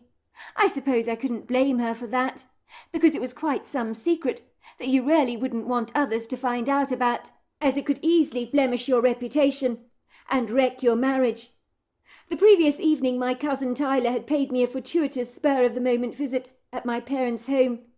I was thrilled to see him again. I hadn't seen him for years, since Izzy's hen party, when he so happened to be attending a business conference at the very same hotel where the hen party was being celebrated, that incidentally I was hosting on Izzy's behalf, as I was her matron of honour for her wedding. I had shown Tyler my paintings in my studio, and he always appreciated my work, as he had a creative instinct and loved both tone and colour. "My word, you're talented, Lucy," he said appreciatively, as he examined my work. "I love this piece most especially, with the woman in the floating dress, staring very wistfully into the pond. I'd like to buy it from you. It's almost like the woman in the picture is searching for something, don't you think? I sometimes feel that about my very own life, you know," he said, looking at me longingly, and rubbing his hand over his 2-day-old stubble that made him look ruggedly handsome. "What I'm saying by that, Lucy, is that I think I'm looking for something in my own life, searching for something, but I don't really know what it is." "Well, that makes sense to me. Maybe we're all looking for something, you know," I said reflectively. "If you think about it, we're all searching for fulfillment in our lives. That's perfectly normal. Everybody is always searching for something. It's human nature, our natural instinct, I think. We're always learning, growing, and seeking." "I'm serious, Lucy," said Tyler. "This piece is speaking to my heart. I really do want to buy it from you. I cannot leave your house without this painting." "Are you being serious?" I asked, looking at Tyler in surprise. "Yes, I am being serious, as it happens. I've never been more serious." Don't get me wrong. I was delighted that Tyler had become attached to a piece in my collection that had clearly spoken to his heart. I was even more amazed when he pulled out his checkbook and wrote me a hefty check for the painting. "I can't possibly accept this," I said, looking at the sizable check he had presented to me. "It's way too generous." "Lucy, your art is incredible," said Tyler. "I'm lucky to be buying this piece from you. One day your work will be selling for a vast fortune, I'm sure. Imagine buying a Picasso from the man before he became famous. I see buying your art as a wise investment on my part. But this is a lot better than an investment. I love the piece. I tell you what, let's go out to dinner, shall we, in town, for something to eat, and to celebrate the fact that I now own a piece of Lucy Paget's art. I think it's worth celebrating, don't you?" "Well, if you put it like that, how could I possibly refuse?" Before long we were sitting in a booth at my favourite diner in town, that in my opinion makes the most tender, delicious burgers that you've ever tasted. The chef insists on making the burgers with grass-fed beef. Believe me, you can taste the difference. But he also uses a secret blend of spices that give the edge over any other burgers I've ever tasted. "It's so good to see you, Tyler. It's been so long," I said, after the waitress had presented us with some delicious platters of steaming food, where the smoky flavours of the meat were making me literally salivate. "It really has been too long. I've missed you, Tyler. You do know there are such things as cell phones on this planet. It would have been nice if you'd dropped me a line from time to let me know you were still drawing breath. You've always been the wild card, haven't you? You're so elusive at times. I can't keep track of you. The last time I saw you was at Izzy's hen party, would you believe? I was hosting that hen party for her. I got the shock of my life to see you were staying at the very same hotel as we were, where I think you were attending a business conference at the time. That's right, I was. It's a small world, is it not? Said Tyler, chuckling, taking a large bite of his burger. Believe it or not, I also got the shock of my life to see you and your friends at the hotel. Izzy's very lucky to have a good friend like you, because the hen party you hosted was a roaring success by the looks of things. Most of the girls appeared half-cut. Yes, they were, and I'm not quite sure as if that is actually a compliment, Tyler. I mean, Izzy, you should have seen her. She was as drunk as a skunk. So tell me, what have you been doing beyond your art? How have you been managing financially? I know it can't be easy devoting your life to your passion. It doesn't actually pay very well at this stage, I shouldn't imagine. Tell me about it, I said, shrugging my shoulders nonchalantly. I've been making money, though, as an au pair for Izzy and her husband Chuck. They've been paying me very well to look after their little daughter Clarice. The couple are not short of a bob or two, so they can afford to pay me well. Clarice? Said Tyler, raising a brow. Who calls their daughter Clarice? After Silence of the Lambs, he chuckled. It's like calling your son Adolf Hitler or Judas Iscariot, in a manner of speaking. I don't think I've ever heard of a kid being called Adolf or Judas before. Have you? It's true, and you make a good point, Tyler. But Clarice was a nice lady in the Silence of the Lambs, was she not? Who had an unfortunate interaction with Hannibal Lecter. It is different. I mean, Clarice was not evil, was she? I know, said Tyler.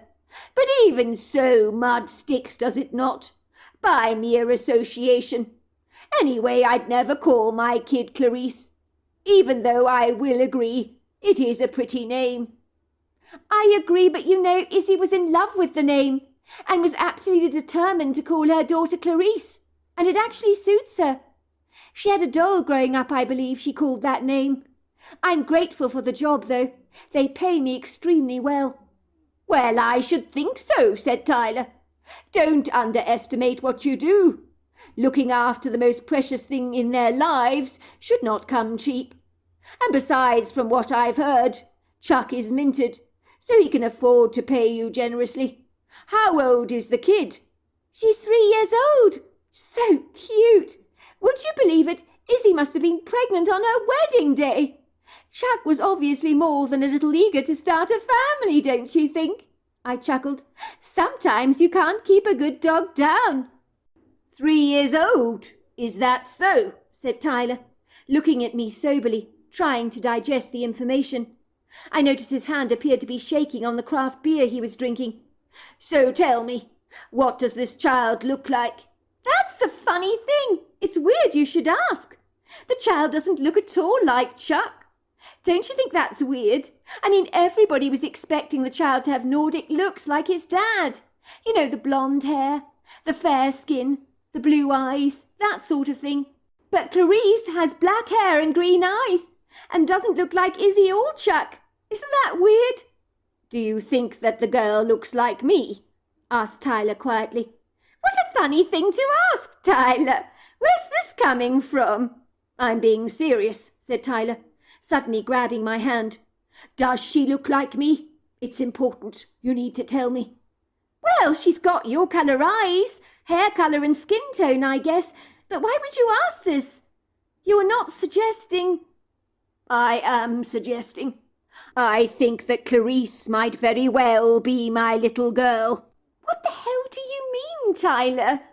You can't be serious, I gasped incredulously, with my eyes the size of saucers. Do I really need to spell it out to you, Lucy? Come on, girl, wake up. I was at the hen party, don't you remember?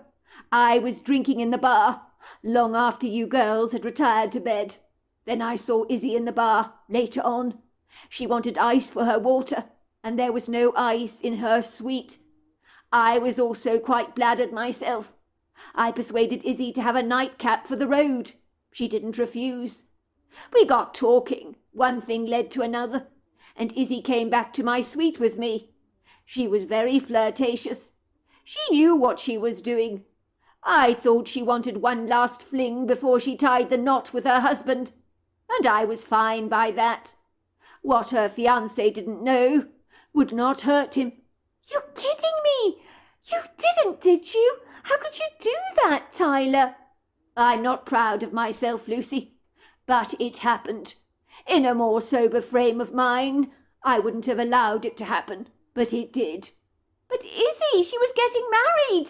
How could you take advantage of her like that? Look, Lucy, I'm not proud of myself, but please don't take the moral high ground with me. It takes two to tango, does it not? Believe me, that woman threw herself at me, and I was too drunk to refuse her advances. She was viewing me as a steak dinner she wanted to devour, as if she was starving, and I'm not kidding either. I stared at my cousin in abject shock. I don't know what to say, Tyler. I'm absolutely astounded. I know, said Tyler. Don't you worry. I'm probably more bewildered than you are, based on what you've told me.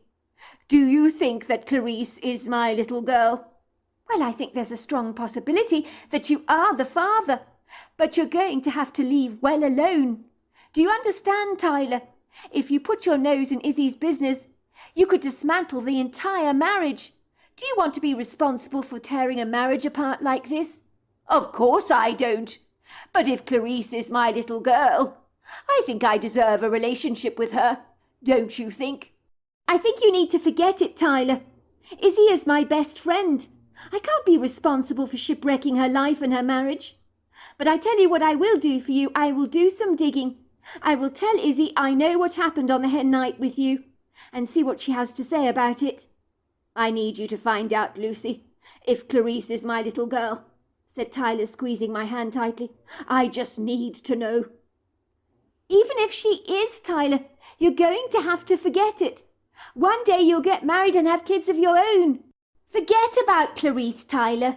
Think about it as a sperm donation of sorts. Tyler ignored me.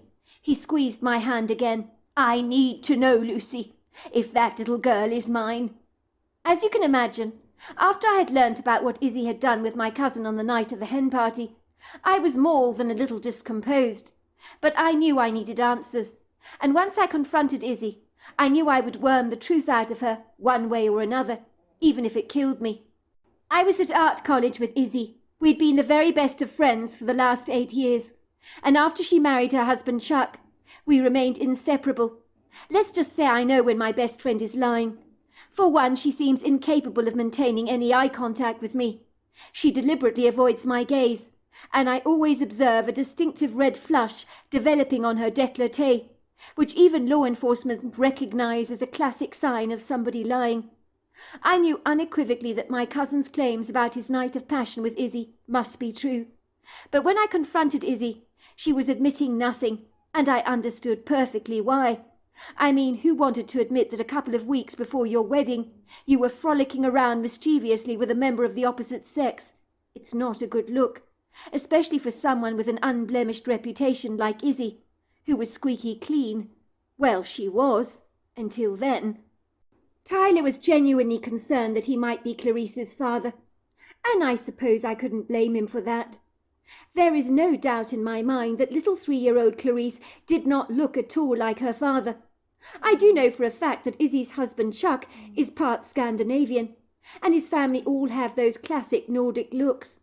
It was a given when Clarice was born that she was going to have blonde hair and blue eyes, but she turned out to have dark hair, green eyes, and an olive complexion. A very pretty child, I might add. I hasten to say that my cousin Tyler had dark hair and greenish eyes. I knew that Izzy had too much to lose if her husband Chuck was to discover that his child was not his own. It would probably destroy him and blow their marriage apart in a second. I could not turn a blind eye to all this. But if Clarice was related to my cousin, then indirectly she was also related to me. And so I also had my reasons for desiring to know the truth. I had in mind, on behalf of my best friend, to lie to Tyler and to tell him that Clarice was definitely Chuck's child. But supposing she was not. I know about the hen party, I told Izzy. studying her reaction closely, and sure enough her face began to blush, and a red colour steeped across her décolleté and rose up her neck. "What about the hen night?" she asked me gingerly. "You know," I said. "No, what?" she asked me. "Spit it out, Lucy, for goodness sake. I'm not a mind reader, you know." I could feel my cheeks burning and a heat rising up my face. "I know you were intimate with my cousin Tyler. I know that Clarice might be his child. I've done the math, Izzy. I know." Izzy glared at me. "How dare you, Lucy? Listen to you. Your cousin is deranged. If he thinks we were intimate, it's all in his head. I assure you nothing happened between us. We might have exchanged a few words at that party, but that was all. Do you hear me? Yes, I saw him on the night of the hen party because he was at the same hotel as we were. But beyond that, nothing happened." "If you say so," I said, knowing that if I broached the subject any further, I would cause Izzy great distress, but I unequivocally knew she was lying to me. In truth, I could not imagine how Izzy was feeling. To be confronted like this. There are some secrets you don't even share with your best friend. Everybody knows that. Who doesn't have a skeleton in their cupboard? We've all done things we regret in our lives and wish we could take back, but we can't. Me and Izzy were close, but Izzy is a proud person, incredibly proud, and there are some things she won't even confess to me. She's the kind of girl who sailed through school pleasing her parents and teachers and never putting a foot out of place. Izzy has always been opposed to infidelity and the behaviour of unscrupulous people who defile the marital bed with their indiscretions. Izzy had never smoked a day in her life, never taken or experimented with drugs, but she did drink to excess on that hen night, and behave in ways that were idiosyncratic for her to say the very least. So I realised when I confronted her about my cousin that she was in abject denial, and probably even choosing to lie to herself. I will admit I did feel annoyed with Tyler for taking advantage of Izzy, even if she was throwing herself at him indiscriminately, and I told him as much. The woman was drunk, for goodness sake. She wasn't thinking straight, but then again, so was Tyler. Tyler should have refused her advances, but Tyler assured me that Izzy knew what she was doing at the time. But I think he was telling himself that to ease his conscience, because believe me, on that hen night, Izzy did not know what she was doing. And I can verify that because I was her matron of honour, and I had been ploughing her with far too much alcohol, so I blamed myself for what had happened. But the less said about that, the better. 1 month later, Izzy is lying comfortably propped up against a pile of goose-down feather pillows on top of her sumptuously cosy bed. She's rolling the envelope with the DNA results of the test from the paternity of Clarice against the DNA of Adam Applegate in her hands that she'd sent off to the laboratory for testing. She can hear that Lucy is in the nursery playing dollies with little Clarice, and the tinkle of her daughter's jubilant laughter echoes through the walls of her bedroom. She had told Lucy she had a headache and needed to lie down in her bedroom for a while. The curtains are tightly closed, blocking out the intrusive bright light of the day. The dark shadows that bounce around her room are oddly comforting. Izzy has got a throbbing headache, in a manner of speaking, as the source of her headache lies in the printed words written within this benign-looking envelope that might as well contain a poison gas or explosive, as the contents have the capacity to blow her life apart. She knows the results of the DNA test she sent off to the laboratory are in this letter. If she opened it, she would know once and for all whether Adam Applegate was Clarice's father, and there is a part of her that doesn't want to know. A month had gone by, and she had been unable to open the envelope. She was terrified of being confronted by the bold and brazen truth, as sometimes it's better not to know the truth and to live in blissful denial. Suffice to say, she had risked life and limb to break into Adam Applegate's house to steal his toothbrush from his bathroom, and faced an unfortunate fortuitous confrontation with an elderly woman, who was clearly Adam Applegate's grandmother. The old woman had wanted Izzy to wash her dentures in the dishwasher. It hadn't taken a rocket scientist to discern that the old lady had Alzheimer's disease, and clearly thought Izzy was the home help, who had a penchant for making her porridge horribly lumpy. Izzy had climbed an inauspicious obstacle course and taken incredulous risks to send off the DNA swabs in the post, and now she had a terrible fear to open up this envelope. With trembling fingers and a pounding heart, she had started to tear the envelope open, but then she just couldn't do it, as she had been consumed by an overwhelming, paralyzing fear. Finally, she had had enough. She couldn't put herself through this trepidation a moment longer, and enough was enough. She pulls out the drawer in her nightstand, removing the gold lighter that had once belonged to her grandfather. She walks over to the waste paper basket and lights up the envelope until it is consumed by flames, until all that is left is a pile of ash, and suddenly she feels so much better. Clarice is Chuck's child, she told herself, and even if he isn't by blood, he is in every other way, and that is all that counts. She's not going to allow her life to be haunted by these grievous worries any more about who Clarice's biological father actually is. None of that matters. She had been mortified when Lucy had confronted her over a month ago with all kinds of questions about the hen night. She had demanded to know if Clarice was in fact Tyler's little girl, but Izzy had insisted that she and Tyler had never been intimate. She knew that her friend Lucy wasn't buying her denial, but that was too damn bad. She was not a slapper, and she didn't want Lucy to think she was. Her behaviour at that hen party had been deplorable, but she wasn't going to spend a moment longer living with regret, because Clarice was the very best thing that had happened in their lives, and Chuck was devoted to his daughter. There was a gentle knock on her bedroom door. "Come in," she called out. Lucy walked into the room. "Boy, it's dark in here," she complained. "It's a beautiful day.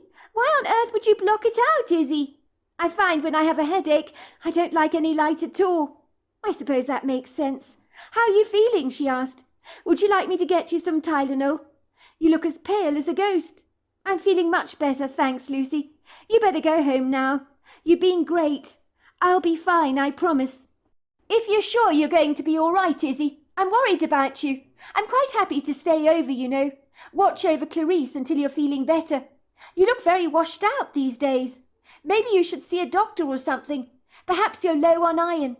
Izzy gave her friend a watery smile. "I'm fine, Lucy. You get going. I've got a lot on my mind, that's all." Lucy's face looked contorted by worry. "If you're worrying about Tyler believing Clarice is his daughter, don't fret about that a moment longer. I've got it all sorted. I've been telling him that I think it's unlikely that he's the father. I think I've persuaded him. I told you, Lucy, nothing happened at that hen party. If Tyler thinks he's Clarice's father, it's all in his head." "If you say so, Izzy," said Lucy, wrapping her arms around her friend affectionately and giving her a warm hug. "Just so you know, if you want to ever talk, I'm here. And by the way, if something did happen between you and Tyler, I'm not going to judge you, Izzy. On the night of the hen party, you were really blooded. Mistakes happen, you know. I think even if Chuck was to learn about that night, I'm sure he'd forgive you. Your husband is a good man, Izzy. He loves the bones of you and Clarice. I mean, there are lots of fathers out there, probably raising other people's kids and they don't know it. If you think about it, Chuck is Clarice's father through and through, even if it's not by blood, and nothing can ever take that away from him. I think you better go, Izzy. You've said enough. I really don't want to talk about your cousin Tyler any more, if you don't mind.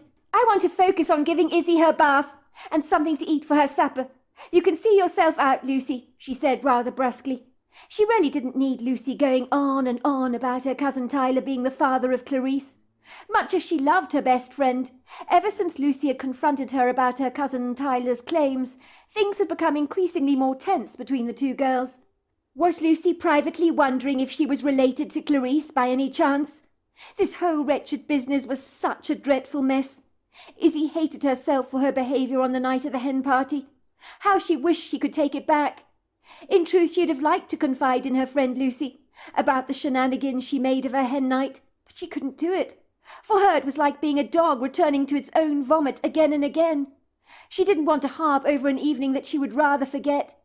She had decided unequivocally that she was never going to drink ever again. She couldn't be trusted with alcohol. She didn't like to think she'd lost control that night. How she wished she had stayed in her hotel room and not been driven out of her suite in a quest to saturate her insatiable thirst for ice water. She didn't want Chuck to find out that he might not be Clarice's father. It would devastate Chuck, And beyond that, he'd think his wife was a cheap little tramp who had behaved like a hooker on the night in question, ostensibly no matter what he might think of her. If he were to learn the truth, it couldn't be worse than what she thought about herself. "I'm a slut," she told herself. "I'm a real slut." After Izzy had bathed little Clarice, she left her clean little girl sitting at the breakfast nook, happily eating her dinosaur-shaped fish fingers with tomato ketchup. Clarice did not like eating dinosaurs without their heads. If the fish finger was disfigured, she didn't want to eat it. "I don't want to eat a dinosaur without a head, 'cause it's very cruel to do that." "If you say so, dear," said Izzy. "But you're eating the dinosaur anyway, are you not?" "Then maybe I should become a vegetarian." "You mean maybe you should become a vegetarian? But you don't like vegetables, do you, Izzy? So that's going to be very hard. It takes a lot to persuade you to eat any vegetables." "Because vegetables don't taste very nice, Mummy." "Well, Mummy's going to her bedroom now," she told her daughter, after hearing the distant trill of her cell phone that she had left on in her bedroom, on the bedside table. It was probably Chuck telling her he was running late. She dashed up the staircase 2 steps at a time and grabbed her cell phone. "Hello," she said briskly. "Is that you, Chuck?" "It is, sweetheart," came Chuck's warm voice. "I'm running a little late, I'm sorry. I have a meeting with the managing director of CR Holdings, and I'm expected to treat him like a demigod tonight, with no expense spared. We need to get him on our good side. I'll be ploughing him with a plethora of French champagne, and all the trimmings, of course, in the hope that he'll sign the deal on the dotted line. I think he'll be malleable. I mean, we all stand to gain from this merger, do we not?" "Well, good luck. I hope it goes well for you, Chuck. Under the circumstances, you would be wise not to drive home tonight. If you've been drinking, you should get an Uber." "You're right. I think I will get an Uber home. I'm not sure what time I will be back, sweetheart, but I have a good evening ahead of me. I'll try not to wake you up when I get in. How is my little beloved Clarice?" "Oh, you know, full of mischief as usual, and is still refusing to eat any dinosaurs with heads, without their heads, I mean." Chuck chuckled. "How lucky I am to have 2 beautiful ladies in my life. I'm a very lucky man indeed. See you later, sweetheart, and don't you dare wait up for me." "I won't. Goodbye, Chuck. Have a good evening." As Lucy descended down the stairs to return to her daughter in the kitchen, she noticed the kitchen door was swinging open on its hinges, and Lucy was gone. Izzy began to panic. Where was her daughter? How had her daughter managed to open the kitchen door on her own? It wasn't locked, but her daughter would never have been able to reach the handle. Izzy began to panic, her heart pounding violently in her chest, while a bitter taste of nausea seemed to overwhelm the back of her throat. And with a trembling body, she dashed around the house, calling her daughter's name in earnest. "Clarice! Clarice! Clarice! Where are you, Clarice?" Clarice loved playing hide-and-seek. Was this one of her cute little games? "Clarice, where are you? It's Mummy. I can't find you, baby. Show Mummy where you are. I don't want to play hide-and-go-seek now, do you understand? I need to find you." She called out her daughter, but there was no response, and all that greeted her was the ominous sound of the grandfather clock in the hall. How she wished with all her heart that her daughter would emerge from behind a curtain, giggling mischievously. But none of that happened. After searching the house frantically, she ran out into the yard. Had her daughter wandered off into the woods? She was always talking about the wood grove and her fictitious friend, the bear lady. Surely she wouldn't wander into the woods at this time of the night, all on her own. It was ominously dark outside, and she was greeted by a cool breeze brushing against her cheeks. She ran into the house to put on her sneakers and retrieve a torch, and hurried all over the property, calling out her daughter's name frantically.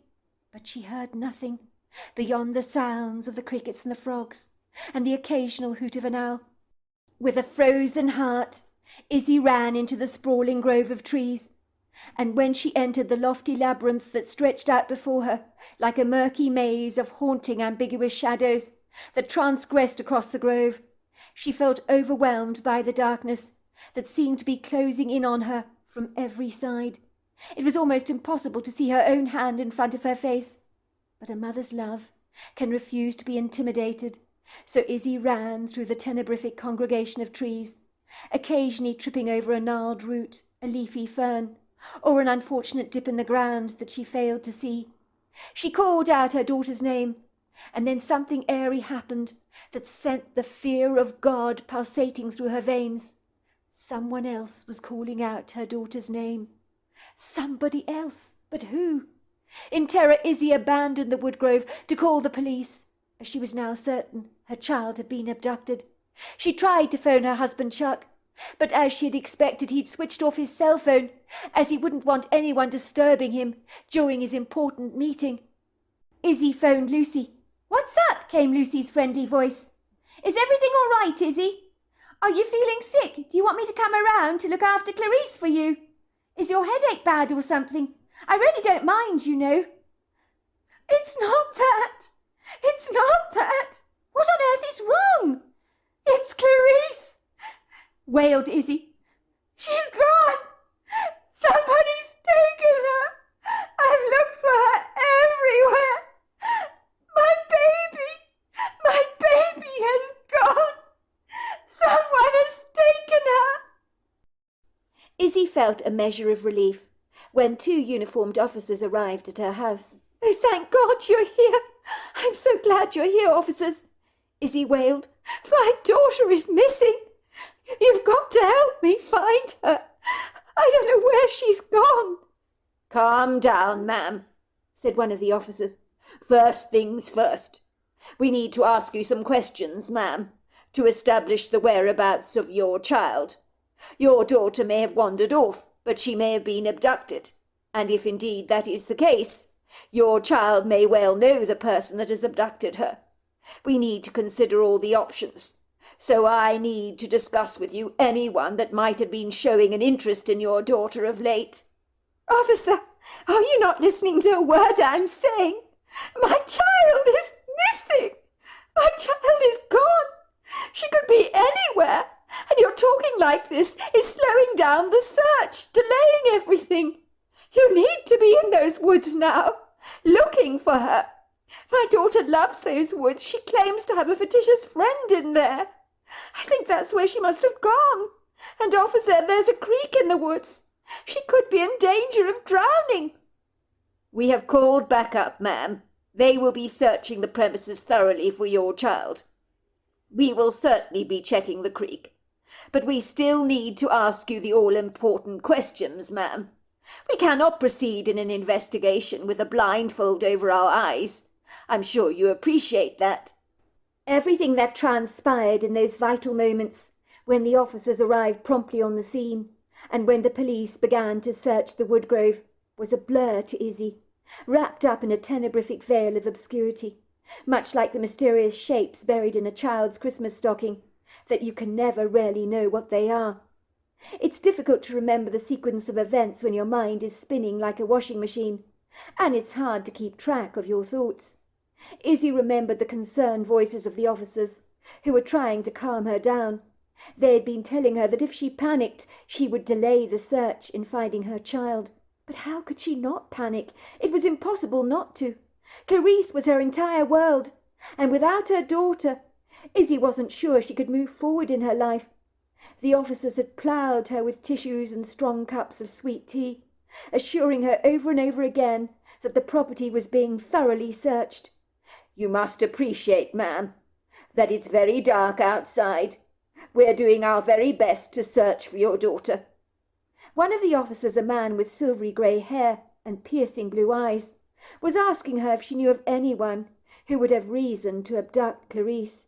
"No, of course I don't," said Izzy defensively. "Why would anyone want to abduct my daughter?"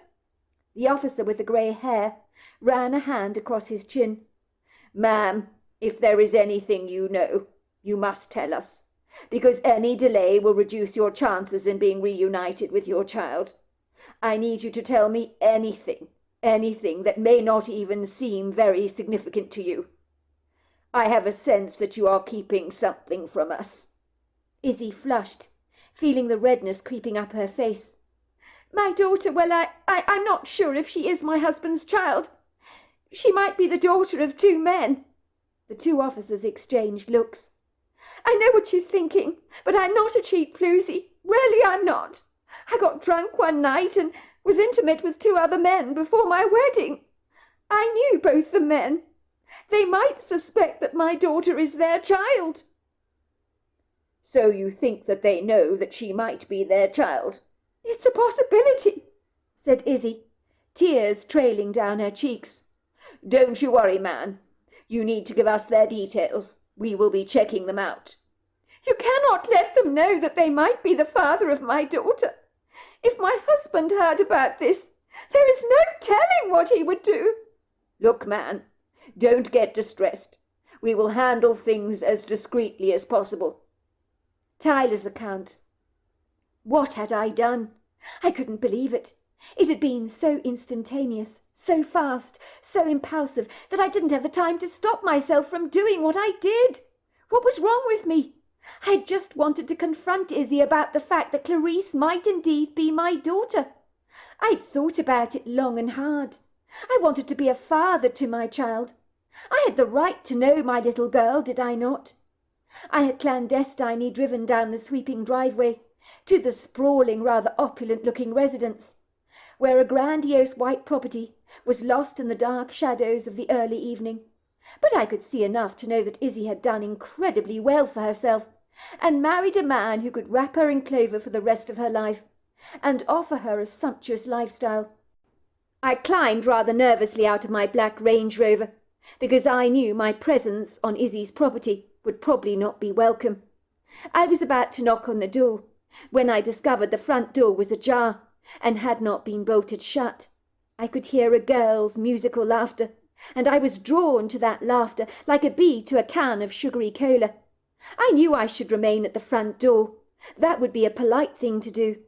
But curiosity got the better of me, and I found myself almost floating through the house, and walking towards Izzy's glossy white kitchen. And there she was, a cute, adorable little girl with chubby cheeks, looking up at me with wide, mischievous green eyes. She was playing with some food on her plate that looked suspiciously like fish fingers and tomato ketchup. "Who are you?" she asked me. In that moment I could see myself in this precious little girl. I knew she was mine. I absolutely knew it. This girl was my daughter. "I'm a friend of yours," I said to her. "But I've never seen you before," said the little girl. "Do you like cats?" she asked me. "Yes, I like cats," I told her. Clarice's eyes lit up like a Christmas tree.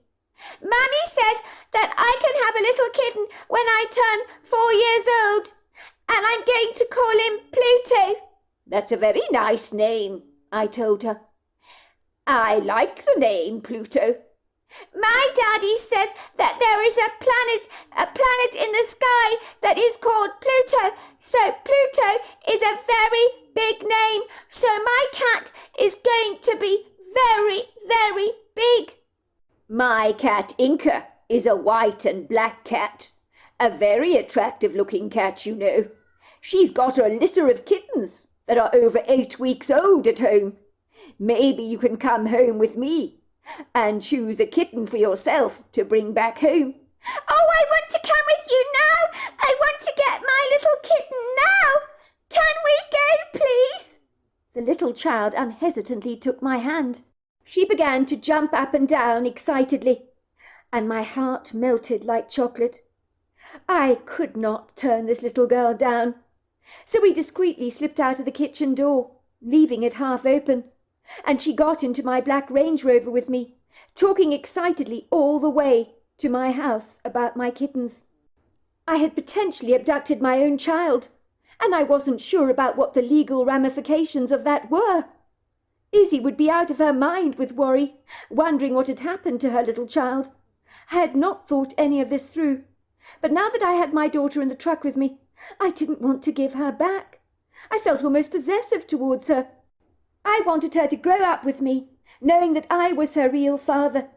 I didn't know how I was going to make this happen, because from what I'd learnt from Lucy, Izzy was not agreeable. She was in absolute denial that we had been intimate on that night of her hen party. When we arrived at my house, Little Clarice darted over to the kittens with delight and was playing with all of them. I looked down at my cell phone to see that Lucy was calling me. "Please don't tell me you've abducted little Clarice," she said. "You didn't, did you?" came her stern, anxious voice. "Oh my God, you didn't, did you?" "I've got her here with me. She's perfectly safe," I admitted. "She's looking at my kittens right now." "What the hell were you thinking, Tyler? Are you stark raving mad? Do you want to end up in prison for the rest of your life? I thought you had more common sense than this. I can't believe you've done something so outrageous." "But I know she's my little girl, Lucy. I'm not going to stand back and ignore this fact. Don't I have a right as a parent to spend time with my child? If I'm her father, how can this even be considered an abduction?" "You don't know that you are her father, Tyler. You don't know that at all. She may well be Chuck's child. And even if you are the father, it's still considered abduction by law. Stealing a kid away from her parent is a criminal offence. You forget that Izzy is my very best friend. You have no idea how terrified she is that something quite awful has happened to her daughter. How could you do something so stupid, Tyler?" "But she looks exactly like me." "Lots of kids look like Clarice at her age. Without a DNA test, you'll never know if she's yours. Look, I can talk to Izzy for you. I'm sure there is a way around this that we can organise for you to have access to Clarice if she is your girl. But this is not the right way to do things, Tyler. You could go to prison doing what you've just done. I've just spoken to Izzy. She thinks her daughter's wandered off into the woods to look for the bear lady. But if she starts concerning herself with the possibility of an abduction, you're the first person the police will be looking for. I have told Izzy everything. She knows I know about the hen party and that you're concerned that her daughter may be your child. She's denied it, of course. She told me nothing happened between the two of you. But I knew she was lying. If you try to run off with Clarice like this, the police will catch you. There is no way out, and you will be in serious trouble. And forget any chances of having any interaction with your daughter. That won't happen. Then you'll never get to see her after doing something like this. Do you realise what you've done? This is madness. I can't believe you've abducted her, Tyler. I've got to take her back before you get into serious trouble." "Oh my God, Lucy, you're absolutely right. What have I done? I'm an idiot. I could lose any chance of getting to know my daughter because of doing something like this. What on earth was I thinking?" "You weren't thinking, that's the problem, Tyler. Now you need to stay right where you are. I'll pick up Clarice and think of a plan. Everything will be fine, I promise. I'll take Clarice to the woodgrove and then pretend to find her there. Everyone will think she wandered off to look for the bear lady. That's the best I can do for you, Tyler. Lucy knows I'm coming over to her house because she is in a dreadful panic about everything. She's already called the police." Lucy's account.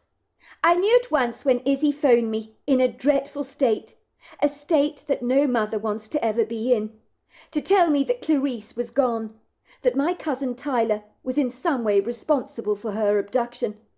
But how could I possibly tell her that? I did not want to implicate my cousin. I didn't want Tyler to get in any kind of trouble. In some way I had to get him out of this pickle that he'd found himself embroiled in. I love my cousin Tyler, and I didn't particularly appreciate having to cover up for him. But sometimes he would do such foolish things that did not engage any sound reasoning, and this was one of them. I've known him all my life, and he's one of the most impulsive people you can ever hope to meet, but there isn't a bad or malicious bone in his entire body. I knew at once when he laid eyes on Clarice that his heart would melt, that he would have been absolutely convinced she was his little girl, and then once he'd established that, his common sense would fly out of the window like a balloon on the wind. Tyler is the kind of person that animals and people instinctively trust, so I'm not remotely surprised that Clarice went off with him in his truck. Clarice is one of the cleverest, most articulate 3-year-old girls I know, so she would not willingly just walk away with a random stranger. When I called my cousin Tyler, my worst, most dreadful fears were confirmed. when I listened to his quiet, rather fast breathing down the phone, followed by an ominous, uncomfortable silence. I knew then that he had Clarice, and he was now in a stunned stupor when he realized the ramifications of what he'd done. It suddenly occurred to him he had abducted a child, and that this was not a good thing. At least I knew Clarice was safe, but I had to get my cousin out of this trouble. So I had to think quickly on my feet, and I told him I'd be at his house in 2 ticks. When I arrived at Tyler's house, I could see he was in quite the state. His face was as white as a sheet. "Oh, thank God you've come, Lucy. What have I done? What have I done? I'm such an idiot. I saw Clarice sitting there in the kitchen. I was certain she was my girl. And I don't know what happened. But I persuaded her to come home with me to see my cat's kittens. You should have seen her face when I told her about my cat Inca. She was so excited. She walks back with me to my truck, holding my hand. And I couldn't think straight. All I could think was that this is my girl. I was excited, really excited. I didn't think about the stress I would put Izzy through, or the potential trouble I could be in. What was I thinking, Lucy? Have I lost leave of my senses? As I told you on the phone, Tyler, this is a crazy thing what you've done, and you weren't thinking straight. What on earth were you doing at Izzy's house in the first place? Please don't tell me you were spying on the child." My cousin looked annoyed. He pulled a face, wrinkling up his brow in disgust. "Of course I wasn't spying on the girl. I would never do a thing like that. I'm not a creep, Lucy. It was all very innocent, very above board. I just went over to Izzy's house to confront her, to talk about the fact that I thought her little daughter was my girl, and I wanted her to admit it to me. When I arrived at the front door, it was irresistibly ajar. I pushed it open very cautiously, and then I heard a child's chuckling, and I couldn't help myself. I had to follow that laughter, and there she was, in the kitchen. Do you have any idea what it's like, Lucy, to stare at something that you believe is your little girl? Oh, my word, I was so excited. I wasn't thinking what I did. Izzy wasn't even in the kitchen, and the girl, she was so adorable. I got talking to her about cats, and before I knew it, I was driving her back to my house in the truck." I stared at my cousin incredulously. This was a nightmare. Izzy had called the police, and I could smell trouble brewing, like the green vapour bubbling away from a witch's cauldron. I don't know what to say, Tyler.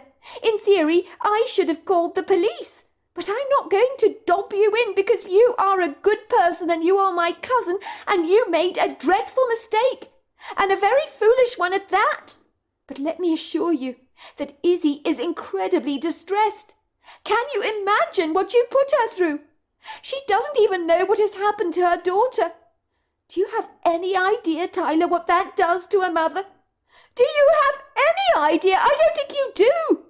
Clarice is her world, her everything. She loves the bones off that child.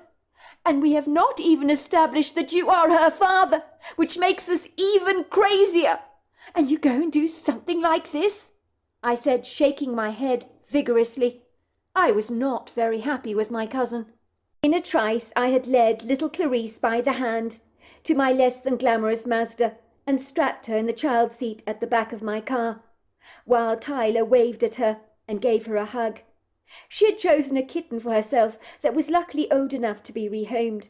She was thrilled with the kitten, and none of the strange idiosyncratic events of the last couple of hours had in any way made her assume that anything was remotely wrong, or that her mother Izzy was now in a dreadful state, wondering where on earth she was. I had phoned up Izzy while I parked my Mazda on the side of the road, leaving Clarice playing with the new kitten in the back, that she was calling Pluto, even though it was a girl. "I think Pluto's a little bit sad because she's not with her brothers and sisters right now, but I know she's going to be very happy in her new home. I know she is too. But right now I need you to be very, very quiet. Do you understand, Clarice? I need to make a phone call. I need to tell your mother we're coming back. Okay? So just be quiet, will you? I'll be very quiet. I won't breathe a word. Good girl. Izzy was comforted and assured to hear my voice. Oh, thank God, Lucy. Thank God you phoned. You're taking your time to get here. I need you desperately. I'm falling apart. This is such a mess. Such a mess.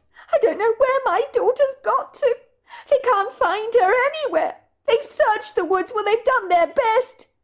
She told me that the police had done a rough provisional search of the woodgrove and had called off the search for the night, as even with their searchlights they were unable to see very much, but felt reasonably satisfied that little Clarice was not in the woods, and were exploring the theory that the girl had been abducted, either by a stranger or by someone she knew, and would be searching the property again at first light.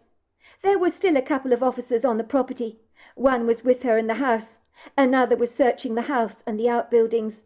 They were now going to be checking up on my cousin Tyler and Adam Applegate, of all things, two potential candidates that might have had a motive to abduct Izzy's child. It was hard to hear what Izzy was saying, because she was sobbing so much down the telephone. Adam Applegate? Why would you be looking at him? I asked.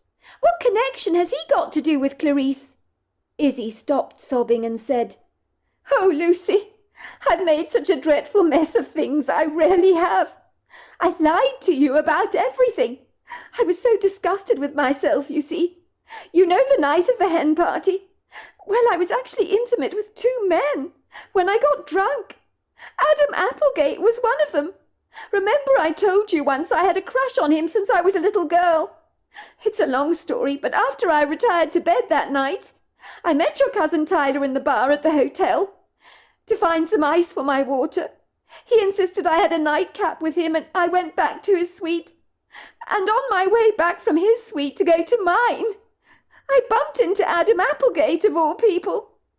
Adam took me back to my suite, and I threw myself at him because I was so drunk. And I went back to his suite, and in one night I cheated on Chuck with two men. But I wasn't thinking, Lucy. I really wasn't thinking. You know, in the cold light of day, I'd never behave like this. It's contrary to my personality and my character. But when I drank that night, I had the morals of an alley cat. Don't judge me. Don't judge the men either, Lucy. I was two sheets to the wind. I really was. You saw what I was like. Anyway, I ran into Adam Applegate over a month ago at the supermarket. He was asking questions, Lucy, about Clarice's age. And the way he was looking at Clarice, it was so unsettling. I get this horrible feeling that he thought she might be his daughter. If you think your cousin looks like him, you're wrong. I'd say Adam Applegate is a dead ringer for Clarice. I'm convinced, Lucy, that he's the father. He might have abducted Clarice. What if he's abducted my daughter, Lucy? The police say that it's likely someone known to Clarice that would have abducted her. Maybe Adam Applegate has taken her. What if he has, Lucy? What if I've lost my little girl? And then there's your cousin, Lucy. I know Tyler's your cousin, and I don't want to be unkind. But do you think he could have taken my little girl? You've always said, based on what you told him about Clarice, not looking at all like Chuck, that he thinks he might be her father. Calm down, Izzy. I can't believe you were intimate with two men that night. You've got yourself in a dreadful mess. But we'll sort this out. No one is judging anyone. We're not immune to making mistakes in our lives. It's what makes us human. Let me tell you something. You will get Clarice back. I know you will. She's perfectly safe. I'm sure of it, 100% sure of it. So quit crying. Quit freaking out. She'll be returning home to you. I know she's fine. I feel it in my guts. You do? You have no idea how much better that makes me feel, Lucy. You've always been very instinctive.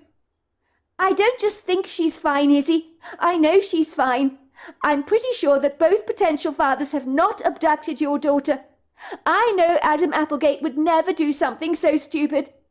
And as for my cousin Tyler, I hope he'd have more common sense. But rest assured, if one of those men did take him, you'll know one thing for certain, and that is your daughter is safe, as none of those men would hurt a hair on her head. They're good people, so relax. If you want to know the truth, I think your daughter's probably in the woodgrove right now. She probably went looking for her imaginary friend, the bear lady. And when she heard the police calling her, she probably hid. You know how she feels about strangers. She's probably frightened of the dark. She may be hiding somewhere. They probably didn't see her. You know, you're right, Lucy. Maybe she is hiding in the grove, and the police just scared her off. I tell you what I'll do, Izzy. I'm coming over to the house with my own flashlights, and I'll go into the grove and call her myself. And I'm sure I will find her for you. I wanted to tell Izzy, I've got your daughter. Everything's going to be all right. But I didn't want to get Tyler into trouble with the police. And in Izzy's current emotional state, there was no telling what she would do. I suspect she'd be so angry with Tyler that she might even file charges against him. And that I could not allow to happen, because Tyler was like a brother to me. Please get here quickly, Lucy. I need you here.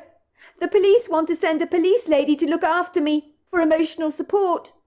But I want to be with you. I can't believe this has happened, Lucy. It's so surreal. Where is your husband, Chuck? I asked, wondering how Chuck would react to the fact that two men may potentially have abducted his daughter, and these men might be Clarissa's real father. The police have tried to contact him, but we don't know where he went for dinner tonight. His cell phone is off. I mean, he is having dinner with someone very important. We can't trace him right now. I need to find Clarice before he learns the truth, Izzy. It'll destroy him if he finds out he's not Clarissa's father. I can't do that to him. I just can't. The police say they'll likely have to tell him why they're investigating both men. He's going to think I'm such a slapper, Izzy. But you know what? I'm beyond caring now. I want my daughter back. That's all that matters. I'm sure it won't come to that, I said. I'll be there shortly, I promise. I turned around to observe little Clarice sitting on the back seat, cuddling her little black and white kitten. She looked up at me with big green eyes. I could tell she was besotted over the little cat. I told Clarice that we were going to play a little game together, and that we were going to the woods to see the bear lady. I thought I would refer to her fictitious friend as being real, because the bear lady seemed real enough to Clarice, so I would humour her. After a recent walk in the woodgrove, Clarice was always talking about the bear lady, so I decided to use this to my advantage. The bear lady wants to see your kitten tonight, Clarice. I told her this to feed her imagination. She's eager to see your little kitten. You must tell her you're going to call it Pluto. Now I need you to stay in the woods until I come and get you. Do you understand that? The bear lady will come to your hiding spot and wait with you, so you won't be on your own. I said that because I knew her fictitious imaginary friend would probably give her comfort if she felt afraid in the dark woods alone on her own. I would be leaving her for a few minutes, and I didn't want her to become afraid, but I didn't have much choice in the matter. Do you think the bear lady will look after you, Clarissa? The bear lady will keep me safe in the woods because I'm scared of the dark, but the bear lady is very big and she'll look after me and Pluto. Of course she'll keep you both safe. I didn't like the idea of leaving Clarissa in the woods on her own, but I knew that my cousin Tyler could potentially get into grievous trouble with the cops if I didn't think outside of the box and do something to get him out of this scrape. I'll be gone for a few minutes, Clarissa, and that's all. I'm going to leave you in the woods all on your own, and I want you to be a brave little girl. Remember, we're playing a lovely game of hide and seek. I'll go and get your mother. She'll likely want to join me on my search for you. It's going to be very exciting, a fun game. And the prize is you get to keep Pluto for good. So you must do exactly as I say. I'll call your name and pretend to look for you. And you must stay in your hiding place, where I will decide you shall hide. Do you understand? I need you to be a very good, very brave little girl. I'll pretend to find you, and your mum will be so happy. You must pretend you found the kitten in the woods and you want to keep it. That way your mum will be so pleased to see you, she'll let you keep Pluto. If we don't play the game like this, then your mother might not let you keep Pluto. And you don't want that to happen, do you, Clarice? Because she said you could only have a kitten when you were 4 years old. Don't you remember she said that? Clarice nodded very seriously. Mummy said I could only have a kitten when I'm 4 years old, but if I'm in the woods all on my own and I'm very brave, she'll say I'm a brave girl because I'm not afraid of the dark, and she'll let me keep Pluto. Exactly right. So you must be very brave. I could see Clarice was already devoted to her black and white kitten, and would do anything to keep him, even if it meant spending a few minutes in a dark wood grove. Soon my Mazda, that had seen better days and was not cut out for dirt roads, was jolting up and down a back road, but little Clarice seemed to enjoy the ride in her seat at the back of my car, which had been fitted by Izzy a while back. I discreetly parked my truck behind a couple of trees at the back of my friend's property. I was worried I might see a police vehicle, but the sequestered road was void of any traffic. But I wasn't surprised, because Izzy told me they'd abandoned the search, claiming it was too dark to see clearly. They were right. The moonlight tonight was uncooperative, and as for the stars, they seemed to have buried themselves behind the clouds, like shy snails in the sea sand. I knew the trails in the woodgrove quite well, and so I picked Clarice up in my arms and carried her on my hips through the trees, using my headlamp to light up my path. I put the little kitten in the bottom of my shoulder bag, where it happily curled up in a ball, and did not protest very much, apart from the occasional mewing sound. There was a cool breeze blowing against my cheeks, and I will not kid, I was beginning to doubt I could go through with my plan very successfully. The woodgrove was so intimidating, so dark, that without my headlamp I don't think I'd have had the courage to navigate my way through the trees. No wonder the police had given up the search. But images of my cousin Tyler locked up in a police cell urged me ever forward and helped me to overcome my trepidation. I was amazed that little Clarice was being so incredibly good. She never moaned once, nor did she complain about how dark it was. But her resolute determination to keep little Pluto seemed to conquer her anxiety. So this little girl, like her mother, had a steely grit that I have never before seen in a 3-year-old girl. Clarice is unusually bright for her age. I've always known that. I think at her age I'd have been terrified to hide in the dark woods. But I underestimate little Clarice's courage. She was made of tough stuff.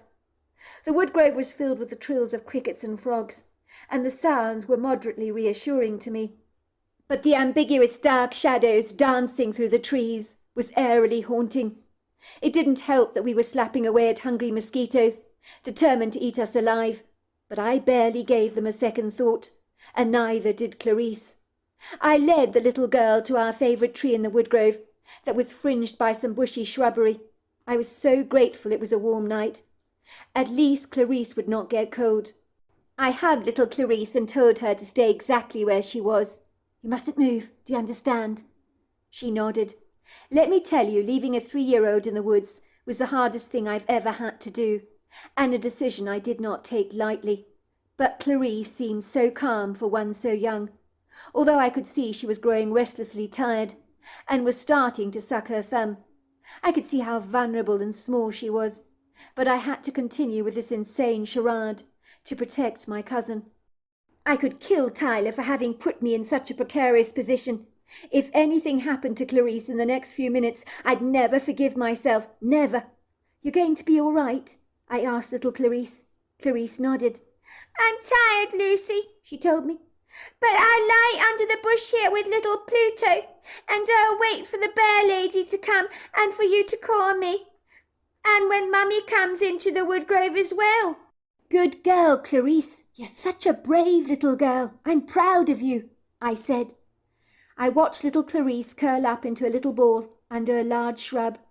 She was cuddling her well-behaved kitten to her chest, and I had a profound sense that she was going to be safe.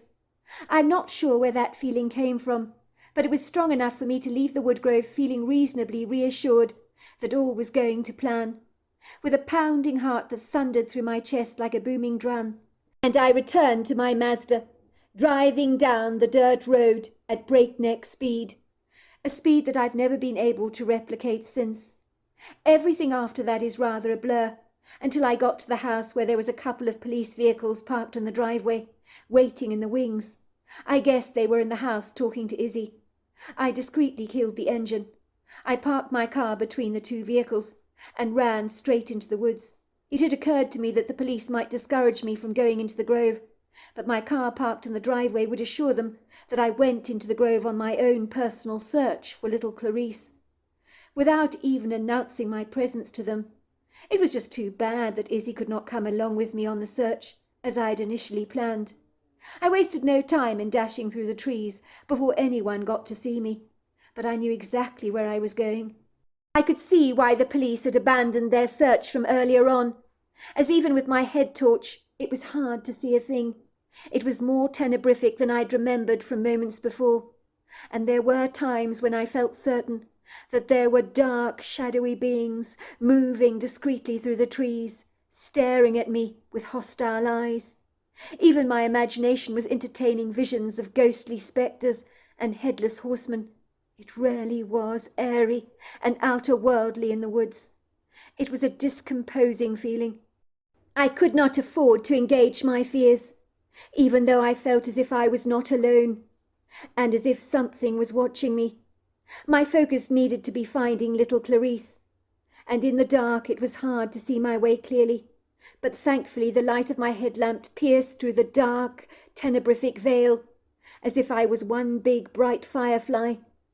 When I thought I was close to the location where I'd left Clarice, I called out her name, and then I heard little Clarice's chuckles. What happened next shocked me in more ways than you can ever imagine, for a lofty, gargantuan, dense silhouette, as black as a dark, ambiguous cloud, floated towards me like a ghostly entity, and on her ponderous shoulders she was carrying little Clarice, who was holding little Pluto to her chest, and her tiny little legs dangled on either side of the creature's short neck. I realized in astonishment that this bear lady was not a fictitious figure of fiction, or of Clarice's overactive, fertile imagination, but was a real live Bigfoot. Stranger still, little Clarice seemed incredibly comfortable and at ease with the Bigfoot, as if it was the most natural thing in the world to be sitting on her shoulders. I was amazed she was not afraid of such a large beast that was so monstrously huge, built like a powerful, indestructible concrete building, covered with hair as black as a raven's feathers, with a purple hue. The creature had a bullet-shaped head that seamlessly folded into its substantial shoulders, and possessed a human-looking face, with dark, energetic eyes that seemed privately amused by my shocked reaction to her. I knew at once the Bigfoot was female. There was no doubt. She had tiny impressions for breasts that were almost lost on her large torso, and a warm, protective, matriarchal energy. I was confounded, so much so that for a brief moment my legs began to crumble beneath me, as if I was going to fold over like a camping chair and lose my stability, and I was going to pass out from the shock. My heart was pounding vigorously in my chest, as this Bigfoot was the most intimidating thing I have ever beheld. I was so staggered by how human she looked, but the first words that seemed to trespass into my mind were, "Don't be afraid. I'm not going to hurt you. I've been waiting for you. I've been looking after the girl. It's not safe to leave her alone in the woods at night. Why would you bring her here to show me a kitten? Could she not have done that during the day? There are things in the wood you need to be careful of. And who would call a kitten Pluto? That's not the right name for this cat. You must be careful when choosing names. They need to fit. Every name has an energy signature, and it's very important to choose the right one." I know it sounds completely crazy, but those were the words I heard in my head. "It's complicated," I said out loudly in response to what she had said to me. And then she suddenly spoke to me in a language that I was able to understand. that was clearly rooted in ancient origins that I suspect go back for many generations. Holon taka, hitakwa saniko, holapi sakila. I wouldn't make a habit of bringing the child into the woods at night if I was you. It's best to let her play games during the day, when she can see her way clearly. But of course, I said, you're right. Kolotoka, hilaki kwasa, hopati lanikwa, hilani solofono. I don't know what's going on here, said the Bigfoot, but people, lots of them, were looking for this little girl in the woods when she was not here. But I scared them off by feeding their minds with scary thoughts, and that did the trick. I got rid of them. I don't like people trespassing on my property at night, when they don't belong on this land. Thank you so much for looking after her, I said to the Bigfoot. I really appreciate it. Kolotaka, hasakwasina, likati. I always look out for her. I have since she was born, and I watch over you too, and all who live in the house. The Bigfoot put little Clarice on the ground. Can't I go for another ride? Please, please, can't I go for another ride? Clarice asked the Bigfoot. Please, please, it'll be so fun. I like to ride the horsey. The Bigfoot spoke firmly to Clarice. Kotolopi, hatakakwina, holopo.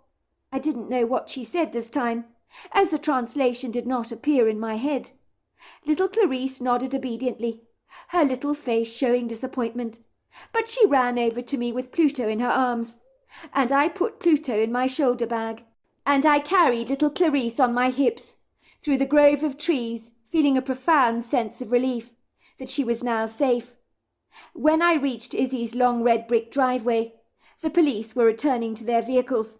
Their eyes were as wide as saucers when I emerged through the grove with little Clarice, who dropped from my hips onto her feet and ran up to her mother with the joy of a child who hadn't seen her mother for an age, and their happy embrace meant the tears leapt down my cheeks.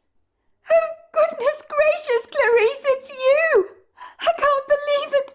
Oh, thank God you're all right! Thank God you're all right!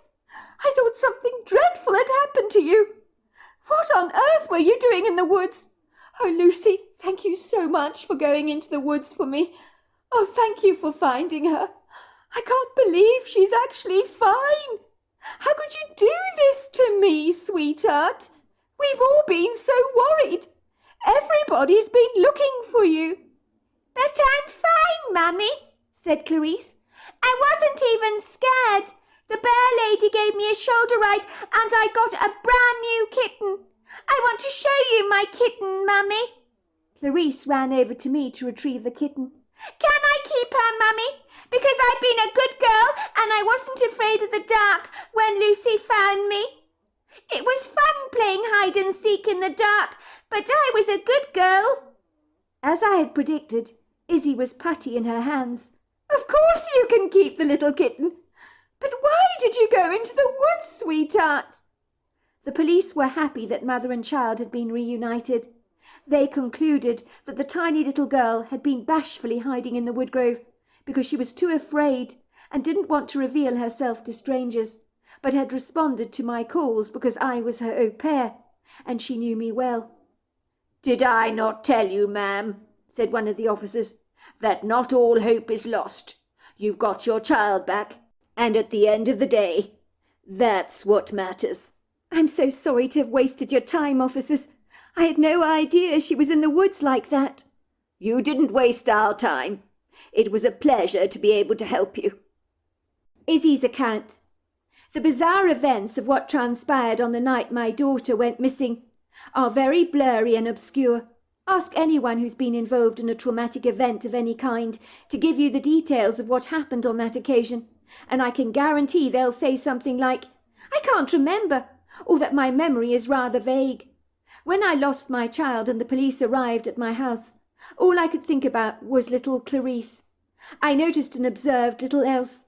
The police could have arrived at my house sporting spiking green mohawks and piercings in their ears and chewing tobacco, and guess what? I'd likely have not noticed a single thing. When you're fraught with worry and anxiety, you become tunnel-visioned, as your only focus is trying to find your child. I've always had a dim view of parents who don't keep a watchful eye on their children 24/7, but I've now learnt that it's impossible to keep your eyes pinned on your child all the time. It can take a second of being distracted and a lifetime of wondering where your child went. I remember when I was a little girl, my mother brought me a kitten, and one day it just disappeared. We searched high and low for it everywhere, and all these years later, we still do not know what happened to that little kitten. When it came to little Clarice, I had left her alone in the kitchen, eating fish finger dinosaurs, and I'd gone upstairs to answer a call from my husband, who told me he'd be home late. I don't think I was on that phone call for very long, but when I returned to the kitchen door was wide open, swinging on its hinges, and my daughter had vanished into thin air. That was all it took, and it was the most dreadful moment of my entire life. I was convinced the kitchen door had been closed. It would have been impossible for my daughter to reach the handle without standing on a chair to open it. The truth is, doubt begins to seep into your mind, and you start to wonder if the door had been open after all. You start to doubt yourself as being a responsible parent. There are no words to describe how delighted I was to have my daughter back home again, but her idiosyncratic behaviour left me with more questions than answers. Why had she run out of the kitchen that day into the woods? I thought that maybe she'd chased after the little kitten that had got lost in the trees. It was the only explanation that made any sense to me. I thought the police had not found her because she had hidden from them. I'd taught her never to talk to strangers. It was the strange remarks that Clarice made that made me wonder about that night when she ran into the woods. She'd say odd things like how brave she was to play hide and seek in the dark, and now she was brave, she was a big girl, which meant that she could be trusted with a kitten. I began to suspect there was more to my daughter's disappearance than actually met the eye. My daughter had been determined to call her kitten Pluto long before she ever acquired the little mite. She had told anyone who would listen that when she got a kitten, it was going to be called Pluto, like a large planet. But when I started to call the kitten Pluto, she corrected me. "My kitten isn't Pluto. The bear lady said I should call her Zisa." I remember thinking, where did she get a name like that from? I asked her why she wanted to call the kitten such a strange, rather peculiar name. "But it's not strange, Mummy," my daughter insisted. "Zisa means one who wears white with black. My kitten is black and white, so Zisa is the right name for her." I have to say, Zisa is actually a good name for the kitten. It suits her. But when she told me the bear lady had told her this, I couldn't help wondering if an imaginary friend would actually talk like this. Was there more to the bear lady than actually met the eye? I noticed for a week after having lost my daughter that Lucy was being strangely aloof towards me, as if she was clandestinely hiding something from me. She also looked guilty all the time, especially when I began to talk about my daughter's disappearance. She'd promptly shut me down and say things like, "You've got her back, Izzy. That's the main thing. Don't dwell on all this negative stuff. Move on.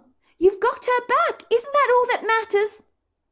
Having said that, Lucy was the one who persuaded me that I had to tell my husband about my indiscretions on the night of the hen party. "You've got to tell him, Izzy," she said. "He knows little Clarice went missing and went hiding in the woods. But supposing he hears someone suggesting that Clarice might not be his own child? Imagine how bad it'll sound if he hears some rumour or speculation from a strange person who is not you. You've really got to be straight with him, or it could backfire against you big time. Word gets out, Izzy. People talk, you know."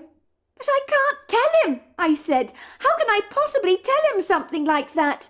It'll break his heart." In truth, underneath the layers of my denial, my secret was cutting me up inside, and I knew that Lucy was right. I had to tell my husband. One day Lucy presented me with an envelope. "Open it," she insisted. I could see it was from a DNA laboratory. "I got your husband's DNA tested. I hope you don't mind," she told me. "You need to know the truth, Izzy. If you don't open it, I will, and I'll tell you the results myself, whether you want to hear them or not." I was furious that Lucy had taken the initiative to do a DNA test. In that moment I hated her, but I knew she meant business, so I reluctantly opened the envelope and read the results. My hands were trembling as I stared at the paper, tears sliding down my cheeks. "I'm so sorry," said Lucy. "I didn't mean to do this to you. But I think we both knew that Chuck wasn't your daughter's father. Not really. They don't look at all alike. I'm sure you knew that too." "Lucy, that's just it. My husband is Lucy's father. I don't understand. How can that be? She doesn't even look like him. How is this even possible?" Lucy eagerly snatched the envelope from me to read the contents of the DNA report, and her eyes stood up on stalks. "You're right, Izzy! Oh, my word! Your husband is almost 99% a match to Clarice. He's her father. This is incredible news." We began dancing around the house, both of us crying in relief, unable to believe the good news. Lucy had agreed that given that Chuck was my daughter's father, I didn't need to enlighten him about my hen party fiasco. I mean, what was the point? Given the DNA results affirmed he was Clarice's father. We all make mistakes after all that we regret, and sometimes it's best to put them behind us and learn from them. Let's not kid. Ignorance is bliss, as it successfully avoids any unnecessary hurt along the way. And I certainly did not want to be responsible for dragging my poor husband through the muddy, mucky mire of my repentance, soiling him with the miserable revelation of what I'd done to cast a dark shadow of doubt over the paternity of our child. Ostensibly I was like a camel, carrying an excess of guilt in an invisible hump that was weighing me down, and the shame was eating away at me like a worm in an apple. By all accounts, sometimes the truth has an unfortunate, rather nasty way of seeping out, like the remnants of sweet maple from a tree, successfully tapped, or a backstabbing friend, blessed with the curse of a loose tongue. I had carelessly thrown the DNA results into the kitchen bin, and my husband found them, and was less than amused. I often wondered if there was a large part of me that secretly wanted my husband to uncover my dirty little secret. I had failed to destroy the evidence, which was not exactly prudent of me. I would never have been a good spy for the Gestapo, that is for sure. I was like an unwily snail, leaving its slime trail along the grass, straight to our kitchen dustbin. "What the hell is going on here?" my husband asked me, studying the envelope and removing the DNA report, which he began to read twice over, with a befuddled expression on his face, which grew as dark as a thundercloud, as his eyes burned into mine. "Why has our daughter's DNA been tested against mine? Is there something you're not telling me, Izzy?" In that moment, I was sure our marriage was about to implode.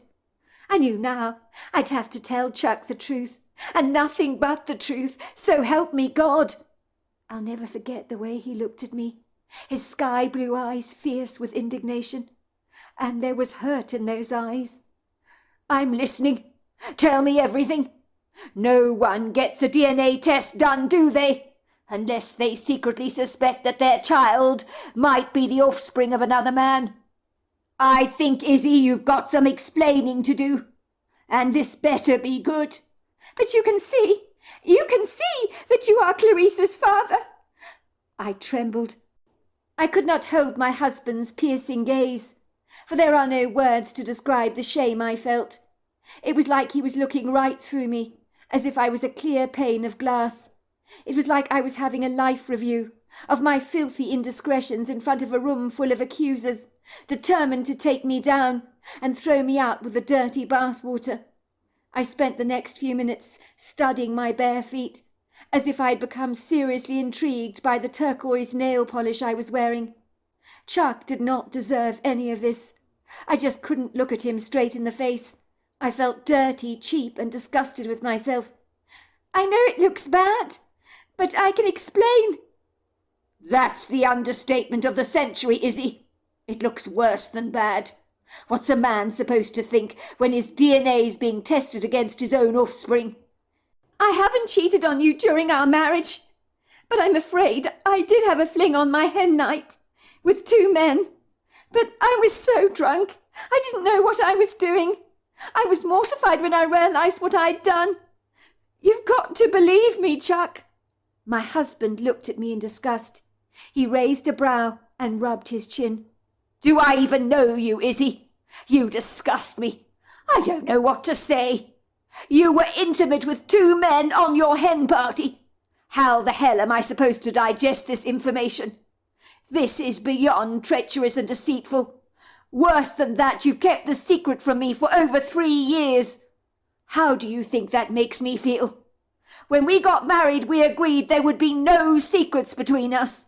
"Yes, because I was disgusted with myself, don't you see? I couldn't believe what I'd done. I was scared of you reacting like this if I told you the truth. I so did not want to hurt you because it meant absolutely nothing. You've got to believe me." "I'm sorry, Izzy, but when anybody drinks, they are responsible for the way they conduct themselves. When you're drunk, you still have an idea what you're doing. You're using alcohol as an excuse for your licentious behavior. This is not the upstanding Izzy, the devoted, faithful woman I know and love. I'm beginning to wonder if I know you at all." "That's not fair, Chuck, and you know it. You're not being fair. Everybody knows what substances can do to you. They alter your behavior. That's why when people drink and drive, they're such a threat to the safety of other road users. They think they can drive safely, but they can't. Their perception is distorted. A drunk person cannot even walk in a straight line. You have no idea what I was like that night. I was just behaving really weird. You can ask Lucy about it. She saw how bladdered I was." "What you did was deplorable, Izzy.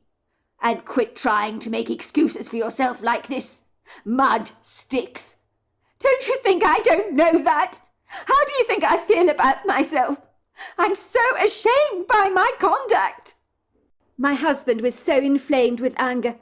His face had grown as red as a field of poppies, and his Adam's apple appeared to be jiggling in contempt. He trembled as he marched up the stairs and began to toss clothes into an open suitcase. And I knew he meant business. He was leaving me. I could feel his fury so tangibly. It was so hot it could have potentially brought down the house in flames. I had never seen my husband so mad.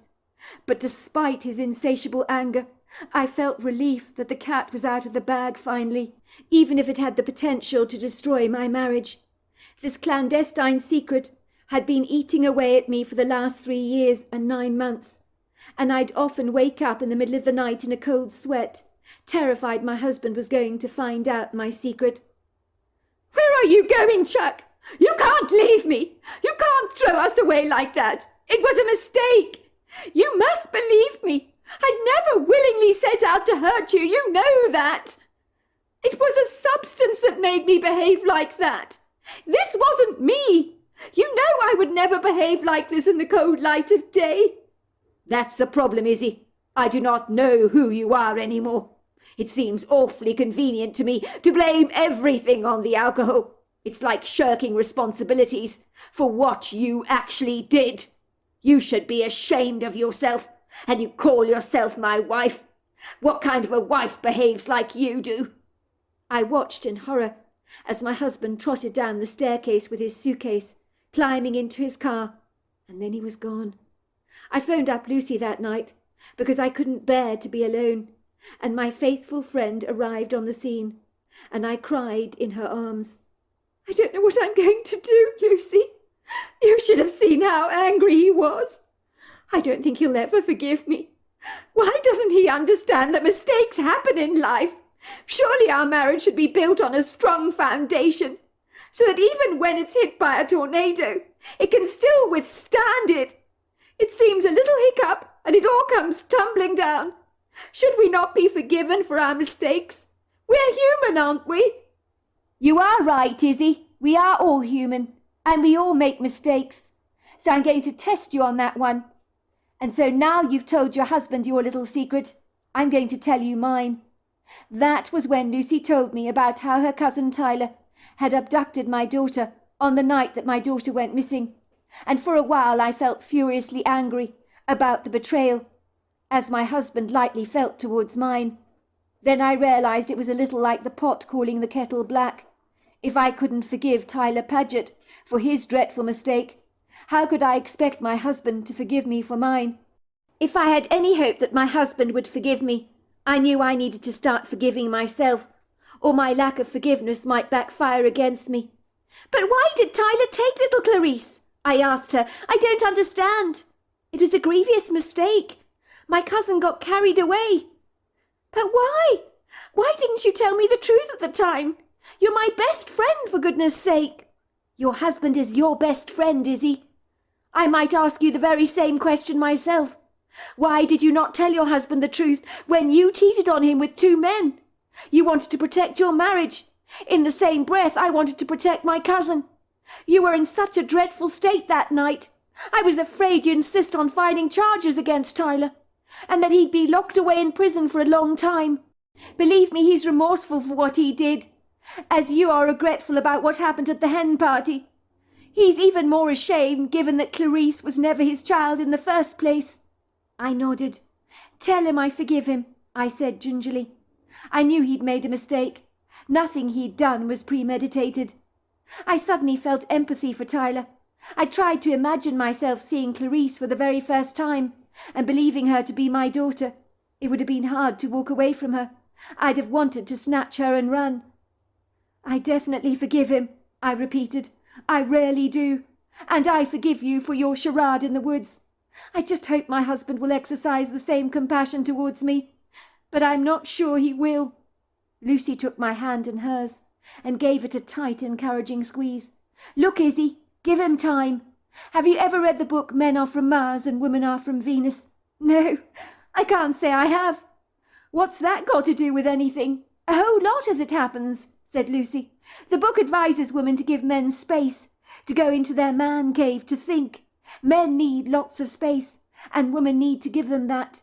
I believe your husband is a sensible, wise man. He's not going to throw his marriage away over a drunken night, when you had lost leave of your senses, even though he says he doesn't know you any more. That's not true. He does know you, and he also knows how loyal you are. He's a good man, he really is, and he loves the bones of you.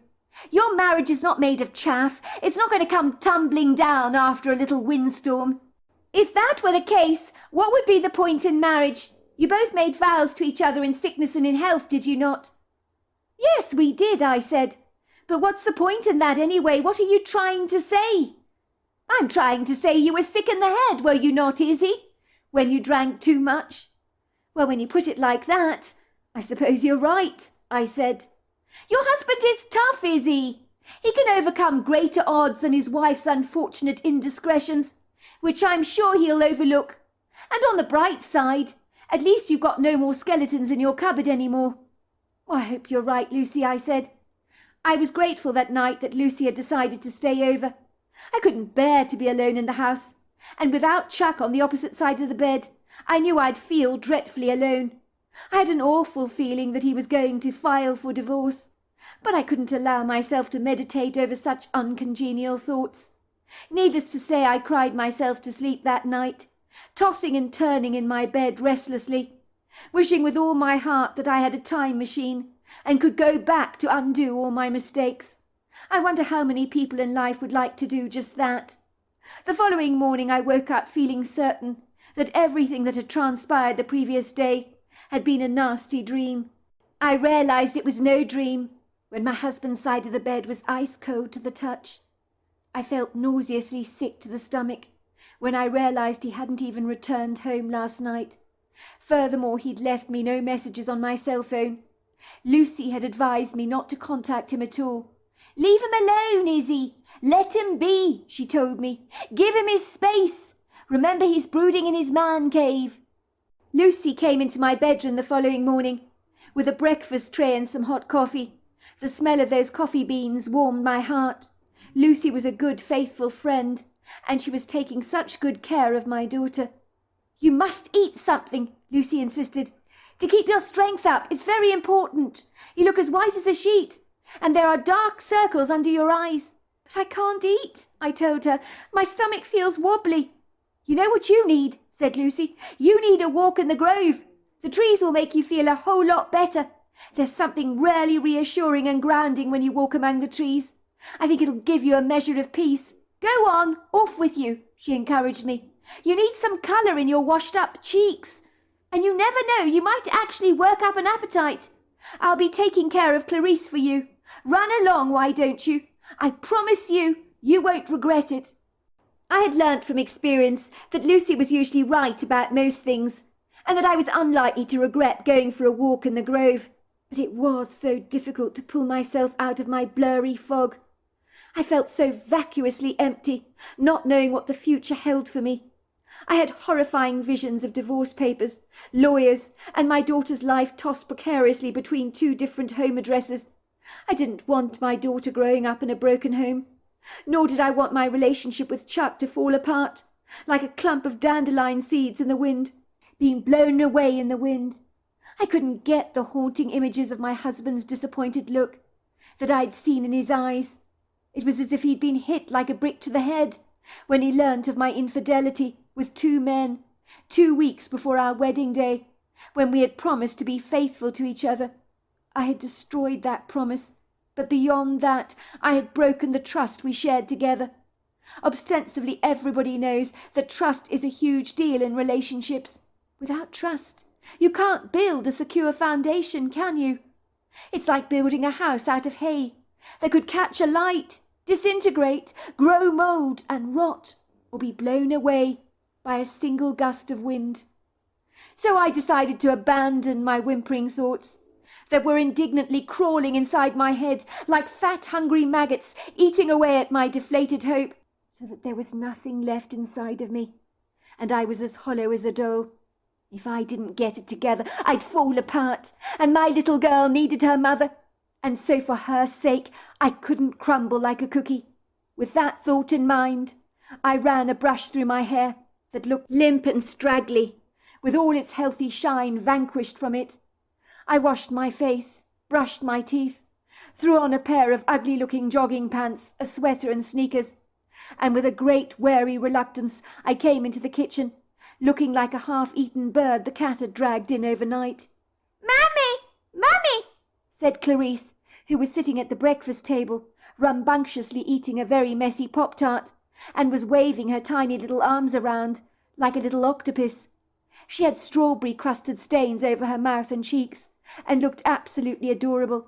The very sight of her made my heart melt, and my day seemed a lot less oppressive. My daughter's beloved black-and-white kitten was sitting yards away from her at the table, happily tucking into a poached chicken, looking very contented indeed. Clarice insisted that it was very rude for us to eat meals without Zisa at the table, as she was part of the family, so how could I argue with that? "What's wrong with you, Mummy?" asked little Clarice, her round eyes growing concerned when she saw my wretched state. She could see the dark circles under my eyes, and the unfortunate pink blotches all over my skin. I knew I looked a sorry sight, but grief can leach the health out of your complexion like nothing else I know. I had been mortified by the wretched, ghost-like face staring back at me in the bathroom mirror, deprived of all its vital colour, with eyes that looked like black hollows. My daughter could pick up my melancholia at once. "Mummy, you look really sad. You look sad. I don't like it when you look sad." I couldn't get over how my young child was as sharp as a hawk. She didn't miss a trick. I hope she hadn't noticed that her father had not been around. She probably thought he'd left for work early. I really didn't want to have to tell her that Mummy and Daddy might not be living together. How did parents explain things like that to their children? "Mummy might look sad," I told her, "but look at you! You look so messy. Did you manage to eat any of the jam in the Pop-Tart? Or did you decide to paint it all over your little face?" My daughter began to giggle, and I took her in my arms and kissed her on her chubby cheeks, ruffling the curls of her long dark hair. I was amazed the DNA results affirmed she was Chuck's daughter. I mean, how did that happen? She looked nothing like him. "Mummy's sad because she's got a headache, that's why," I told her. "I'm sad when I've got a headache because my head hurts. You'd be sad if your head hurts, wouldn't you?" My daughter considered this for a moment. Well, when I fell off my tricycle and I hurt my knee, I was sad 'cause it stung a lot. There you go. Now you know why your mummy's sad. Your mummy's not feeling well this morning, said Lucy, coming to my rescue. She's going to the woodgrove for a walk so that she feels better. Can I come with Mummy? Can I come with you? My daughter asked me eagerly. Please, please can I come? I'm sorry, sweetheart, but Mummy's got to go alone. You must speak to the bear lady. She'll make you feel much, much better, said my girl. The bear lady makes everything feel better. She makes me feel better when I was playing hide and seek in the dark 'cause I wasn't scared when she was there. She's very nice, the bear lady. I'll bear that in mind, I said, and sauntered out of the house, knowing that 2 pairs of eyes, including the cat, were pinned on me, and that I was being watched through the kitchen window as I trudged towards the grove of trees, kicking up the ground with my sneakers and scattering pieces of dirt liberally along the path. I will admit that the moment I casually strode out of the house, I began to feel much, much better. I believe moving your body helps you with your thoughts. I understand when it comes to criminals, they get far more confessions from convicted felons when they're moving their bodies around, and even when they're being transported to their cells, than when they're actually sitting in an interrogation room. Perhaps all police interviews and interrogations should actually be done with a treadmill, so that the people might begin to share their dark secrets. As I walked down the earthen trails covered in a plethora of fallen leaves, slowly a weight was being lifted off me, and I could actually breathe again. My spirits began to lift, and I suddenly realized that there was a whole world beyond all my problems. So it suddenly made every issue I was facing seem almost minuscule and insignificant. The tall, lofty trees that towered up into the sky like natural skyscrapers seemed to hug me, as did the soft beams of sunlight that filtered so gracefully through the trees and brushed against my skin. I could hear the pretty trills of the birds rustling away at the top of the trees, and felt so connected to everything around me, and I knew that the natural world would not judge me as harshly as I judged myself, and that every tree and every blade of grass or fallen tree branch covered with lichen and moss would accept me just as I am. I had been walking for a while when I sensed I was not alone. I felt as if I was being watched, but the most unnerving part of the experience was that nobody was there. I proceeded on my way, assuring myself that my imagination was almost certainly playing tricks on me, and then there she was, standing in my path, just looking directly at me. It was a female Bigfoot. I was so astounded that I just stood there in abject horror, my legs almost folding beneath me. I felt as if I was going to pass out, as every cell in my body began to bubble over with trepidation. I don't think I've ever been so afraid, because this Bigfoot was monstrously large. I felt as fragile as a paper doll in her presence that could so easily break. She stood up proud, lofty and tall, with the statuesque grace of a ballerina, on gargantuan-sized legs that were as solid as tree trunks. She must have been about 8 foot tall, covered with long coal-coloured hair, built like a sizable army tank. I wanted more than anything else in the entire world to run away from her as fast as I could, but my legs were stubbornly refusing to move. They felt like blocks of cement beneath me. I was too afraid to look into her eyes, in case she might perceive that as a threat. But even so, I found my gaze reaching her eyes, and when her dark eyes melted into mine, I realized that she was benevolent and that I had nothing to fear. For in her eyes I discerned great intelligence and compassion. My fear flung like a pendulum from intimidation to wondrous awe. The Bigfoot stood there and just searched me with her look, and I returned her inquisitive gaze. She then scratched her head rather bashfully, as if caught up in the throes of deep contemplation, and began swinging a tree branch up and down, which rather reminded me of what I do in a restaurant, fiddling away with the paper napkins rather nervously. What happened next amazed me, because she spoke to me in a voice that was as sweet as honey, and her energy was all-consuming, so her words seemed to almost hug me. The language she spoke was not of this world, but I knew the meaning of every word, as if somewhere within my depths I had a profound knowledge of this ancient mystical tongue. Tolatika, hilotola pani, osokolaswa. You're very sad. You brought a dark shadow with you into the woods. I like to chase away dark shadows. They're not good. Dolapida, hikila swanti. What do you mean? I asked. The Bigfoot rubbed her chin. Her kind, dark, treacle-coloured eyes remained fixed on me. Dolopinaswa, dolotolapa, ikatwa. When you're sad, downcast, or in grievous despair, you create a dark shadow. It attaches to you, and you bring it with you, like a separate entity, wherever you go. You wear it on your being. And the more sad you become, the darker and bigger the shadow becomes. It feeds off your energy and grows very big. I am sad, I admitted. You don't need to tell me something I already know. Dolonika, hilatika suno, polofi. You had a dark shadow around you for quite a while. I've been watching you. Worry can do that to you. You worry too much.